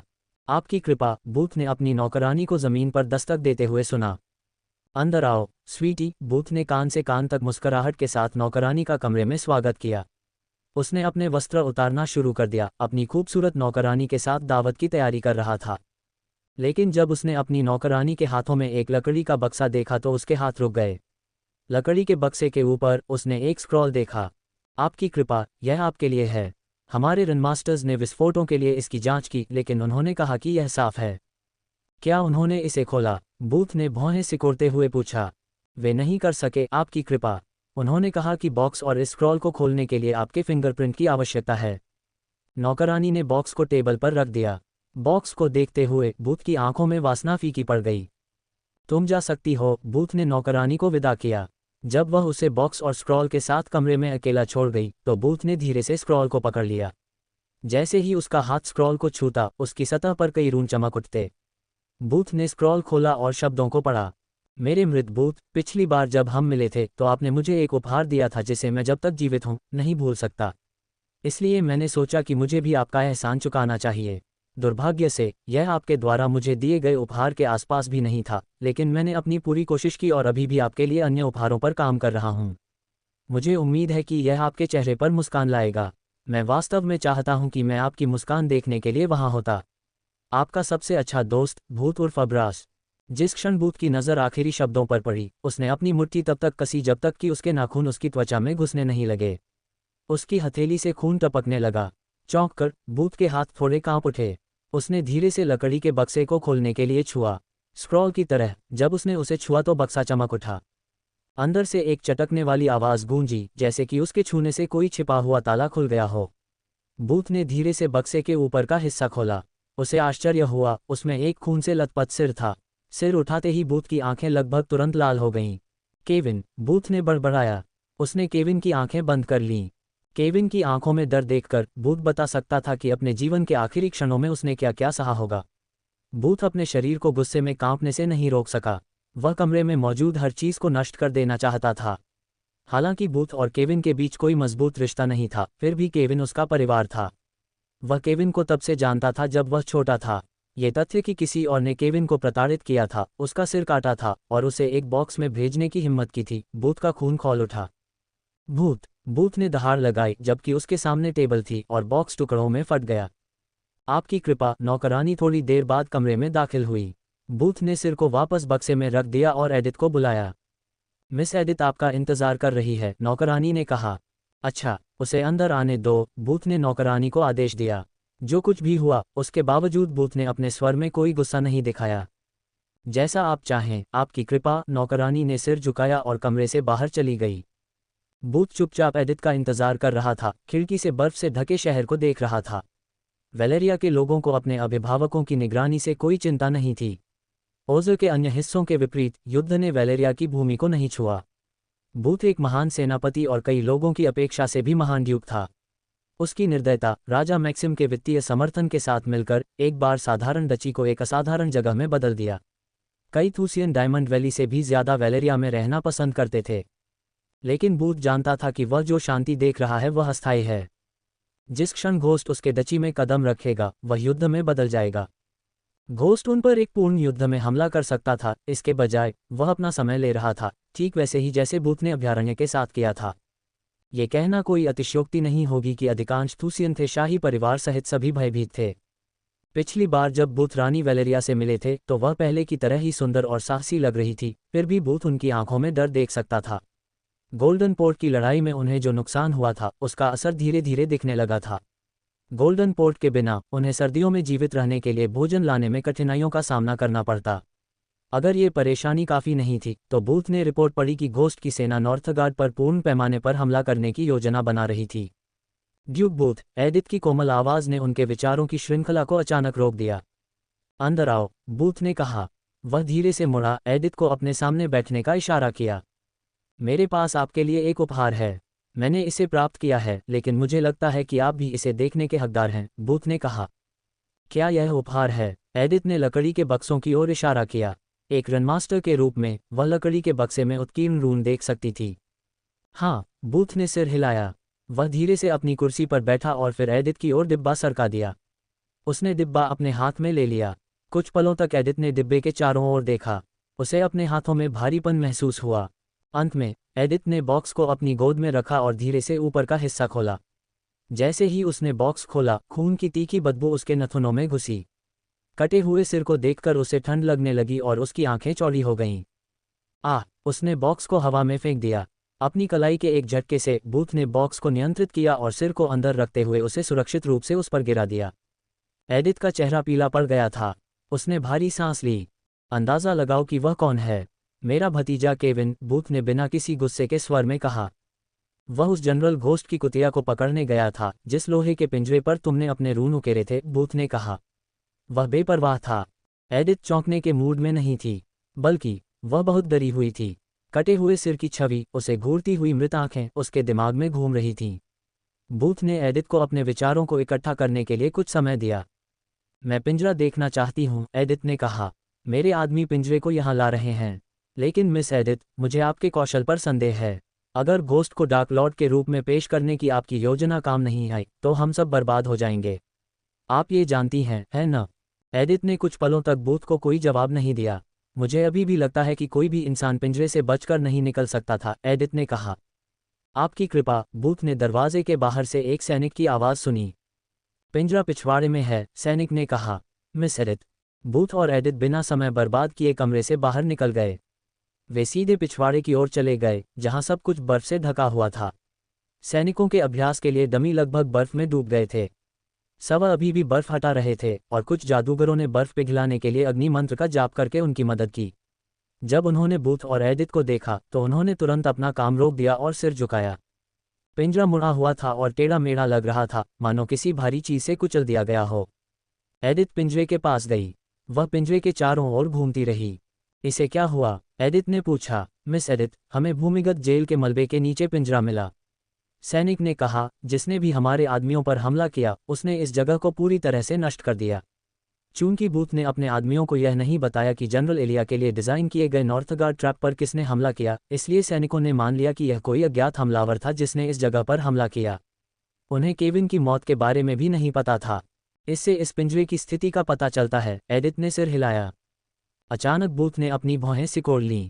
वह धीरे धीरे पिंजरे के पास गया और दो मुड़ी हुई धातु की सलाखों का बारीकी से निरीक्षण करने के लिए आगे झुका। वह क्या है? एडिथ ने बार पर अंकित एक अजीब दिखने वाले स्केल की ओर इशारा करते हुए पूछा। बूथ ने धीरे से हिंसक स्केल को पकड़ा और बार से छील दिया। उसने उसे हवा में उठाया। एक नागा का स्केल, बूथ ने बुदबुदाया। स्केल रोशनी में चमक रहा था। यह अभी भी एक हल्की चमक बिखेर रहा था। कोई और व्यक्ति स्केल को सांप या कोई प्राणी समझ लेता, लेकिन बूथ नहीं। वह नागाओं से बहुत परिचित था। आखिरकार उसने अपने जीवन का एक अच्छा हिस्सा नागाओं में बिताया था। नागालैंड, इसलिए वह नागाओं के बारे में राज्य के किसी भी व्यक्ति से ज्यादा जानता था। ये पिंजरे में कैसे आ गया? बूथ ने खुद से पूछा। एडिथ ने जल्दी से एक प्रकाश की गेंद बनाई। जब उसने प्रकाश को पिंजरे के करीब रखा तो प्रकाश ने प्रत्येक मुड़ी हुई पट्टी पर एक हाथ के निशान को रोशन किया। पट्टी पर हाथ का निशान एक सामान्य इंसान के हाथ के निशान से कई गुना बड़ा था। आपको मेरे कौशल पर संदेह था, और अब मुझे आपके जासूसों के कौशल पर संदेह है, एडिथ ने कहा। उसे बूथ द्वारा उसके कौशल का मजाक उड़ाने का तरीका पसंद नहीं आया। जब बूथ पिंजरा बना रहा था और उससे मदद मांग रहा था तो उसने स्पष्ट रूप से उल्लेख किया कि कोई भी इंसान 5 घंटे तक पिंजरे से बाहर नहीं निकल सकता। योजना एलिया को पकड़ने, उसे पिंजरे के भीतर गिराने और उसे बंधक के रूप में इस्तेमाल करने के लिए वैलेरिया ले जाने की थी। हालांकि जब नाग अपने मानव रूप में होते थे तो नाग और इंसान एक जैसे दिखते थे, लेकिन जब नाग अपने असली रूप में बदल जाते थे तो वे कई गुना ज्यादा ताकतवर होते थे। अपने असली रूप में वे समुद्री लोक के बाद सबसे मजबूत जाति बन गए। कुछ नागा तो एक पूर्ण विकसित ड्रैगन से भी आमने सामने की लड़ाई कर सकते थे। दूसरे शब्दों में, ताकत और शक्ति के मामले में मनुष्य नागा के सामने कहीं नहीं टिकते। इसलिए अगर नाग पिंजरे में फंस जाता तो वह कम से कम प्रयास से पिंजरे को तोड़ सकता था। रिपोर्ट में स्पष्ट रूप से लिखा था कि उन्होंने उस लड़की को पकड़ लिया है। बूथ ने रिपोर्ट को याद किया जो उसने पढ़ी थी। उसके जासूस किसी और को घोस्ट के जनरल और मंगेतर के रूप में समझने की गलती नहीं कर सकते थे। बूथ ने सैनिकों की ओर देखा। पिंजरा स्टोर रूम में रख दो, बूथ ने अपने आदमियों को आदेश दिया।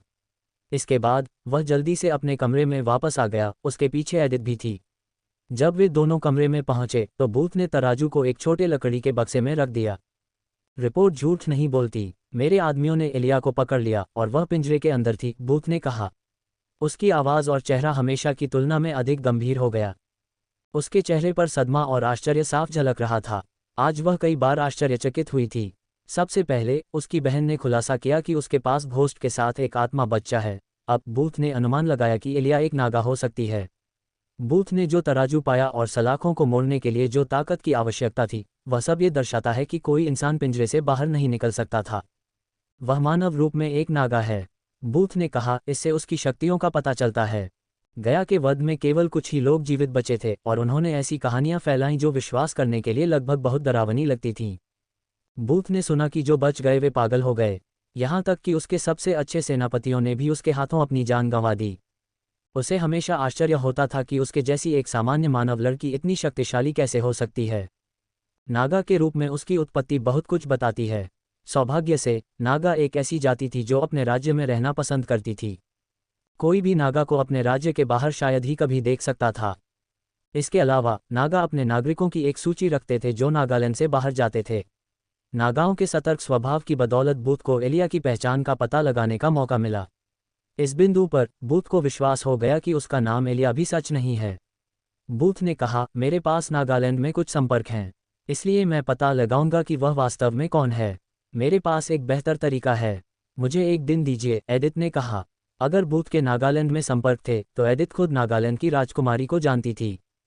तुम मुझे बताना चाहोगी कि तुम क्या करने की योजना बना रही हो? बूथ ने अपना सिर झुकाया। मेरा विश्वास करो, यह इस तरह से बेहतर है, एडिथ ने कहा।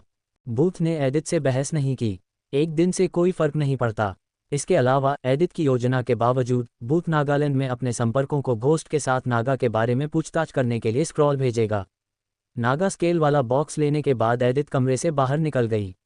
आखिरकार बूथ राजधानी के लिए अपने कमरे से बाहर निकल गया। उसे महल में राजकुमारी विक्टोरिया से मिलने का आदेश दिया गया। उन्हें आगामी लड़ाइयों के लिए पहले से योजना बनानी थी। रात होने तक बूथ मैक्सिम बार्न्स के महल में पहुंच गया। उसका स्वागत लाल रंग के बख्तरबंद सैनिकों के एक समूह ने किया जो दांतों तक हथियारों से लैस थे। शूरवीरों के साथ शक्तिशाली जादूगर और तीरंदाज भी थे। वे बूथ को युद्ध कक्ष में ले गए जहां उसकी मुलाकात राजकुमारी विक्टोरिया से हुई। आपकी शाही महारानी, बूथ राजकुमारी के सामने घुटने के बल बैठ गया। उठो ड्यूक बूथ, कृपया मुझे जनरल बूथ कहो जैसा कि तुम हमेशा कहते हो। शाही महारानी, विक्टोरिया के चेहरे पर हल्की मुस्कान उभरी। विक्टोरिया को मुस्कुराने की क्षमता बहुत कम लोगों में थी और बूथ उनमें से एक था। उसने राजकुमारी विक्टोरिया को उसके माता पिता के साथ पाला। सार्वजनिक रूप से बूथ एक दृढ़ जनरल था, लेकिन जब वे निजी तौर पर होते थे तो बूथ विक्टोरिया के लिए एक प्यार करने वाले चाचा की तरह था। सीधे शब्दों में कहें तो बूथ विक्टोरिया को अपने परिवार के किसी भी व्यक्ति से ज्यादा प्यार करता था, जिसमें केविन भी शामिल था। अगर विक्टोरिया का सिर केविन के बजाय बॉक्स में होता तो बूथ पागल हो जाता और अपने रास्ते में आने वाली हर चीज को नष्ट कर देता। बूथ विक्टोरिया के साथ युद्ध की मेज पर शामिल हो गया, जहां उन्होंने घोस्ट और उसकी सेना को रोकने की योजना बनाई। उस समय रक्षा मंत्री और वित्त मंत्री बूथ और विक्टोरिया के साथ थे। रक्षा मंत्री 70 के दशक के उत्तरार्ध में एक बूढ़े व्यक्ति थे। उनकी लंबी सफ़ेद दाढ़ी और छोटे बाल थे। उनकी आंखों में ज्ञान और शक्ति की चमक थी। उनके मजबूत मांसल शरीर के कारण कोई भी बूढ़े व्यक्ति की वास्तविक उम्र का अनुमान नहीं लगा सकता था। वह थूसिया हॉस्टोन के एक गौरवशाली परिवार से थे। मिनिस्टर टेरेंस, बूथ ने सिर हिलाकर बूढ़े व्यक्ति का अभिवादन किया। ड्यूक, टेरेंस ने सिर हिलाकर जवाब दिया। टेरेंस के विपरीत वित्त मंत्री 40 के दशक के उत्तरार्ध या शुरुआती दौर में एक लंबा मोटा आदमी था। उसके लंबे नीले बालों में कुछ सफ़ेद बाल थे, जबकि उसकी नीली आंखों में जोश चमक रहा था। मिनिस्टर गॉर्डन, बूथ ने हल्की मुस्कान के साथ नीले बालों वाले व्यक्ति की ओर सिर हिलाया। टेरेंस हॉस्टोन की तरह वह थूसिया के एक प्रमुख कुलीन परिवार से था। वास्तव में गॉर्डन राजा मैक्सिम का करीबी रिश्तेदार था। वह खुद राजा मैक्सिम बार्न्स का चाचा और कैल्विन हॉवर्ड का पिता था। आजकल कैल्विन कैसा है? बूथ ने पूछा। ये जानने के बाद कि घोस्ट ब्रास था, राजा मैक्सिम बार्न्स ने कैल्विन को अनिश्चित काल के लिए उसके सभी मिनिस्ट्रियल कर्तव्यों से निलंबित कर दिया। राजा मैक्सिम बार्न्स ने कैल्विन को घोस्ट पर उचित शोध न करने के लिए दोषी ठहराया। इसके बजाय कैल्विन ने घोस्ट को थूसियन कीमिया गिल्ड लीडर का पद देने की पेशकश की। मैक्सिम बार्न्स इस बात से नाराज थे कि उन्होंने घोस्ट की असली पहचान और इरादे जाने बिना उसे लगभग 6 महीने तक भुगतान किया। आमतौर पर मैक्सिम बार्न्स कैल्विन को फांसी पर चढ़ा देते, लेकिन उन्होंने गॉर्डन की वजह से उसकी जान बख्श दी। यहाँ तक कि कैल्विन के अपने परिवार ने भी उसकी अक्षमता के लिए उसे दोषी ठहराया। हालांकि वह निलंबित था, लेकिन वे सभी जानते थे कि कैल्विन के फिर से अपने पद पर लौटने की संभावना बहुत कम थी। गड़बड़, गॉर्डन ने अपनी आंखों में एक ठंडी नज़र के साथ उत्तर दिया। उसने अपने बेटे के लिए कोई सहानुभूति नहीं दिखाई। कैल्विन लगभग एक सांप को उनके घर में ले आया था और गॉर्डन उसे इसके लिए माफ नहीं कर सका। विक्टोरिया ने ठंडे स्वर में कहा, हम एक दूसरे का हाल चाल बाद में पूछ सकते हैं। सभी ने सिर हिलाया और अपना ध्यान वापस मेज पर रखे नक्शे पर ले आए। हमने गोल्डन पोर्ट पर पूरी तरह से नियंत्रण खो दिया है, विक्टोरिया ने कहा। जनरल बूथ, हमने कितने जहाज खो दिए हैं? विक्टोरिया ने पूछा। लगभग 100 जहाज, कम या ज्यादा। मेरे लोग अभी भी सटीक संख्या बता रहे हैं। मैं उन्हें कल शाम तक आपकी टेबल पर रख दूंगा, जनरल बूथ ने कहा। मंत्री गॉर्डन सदमे में आ गए। वित्त मंत्री के रूप में उन्हें पता था कि नौसेना सेना के पुनर्निर्माण में उन्हें कितना खर्च करना पड़ेगा, साथ ही गोल्डन पोर्ट खोने के प्रभाव भी।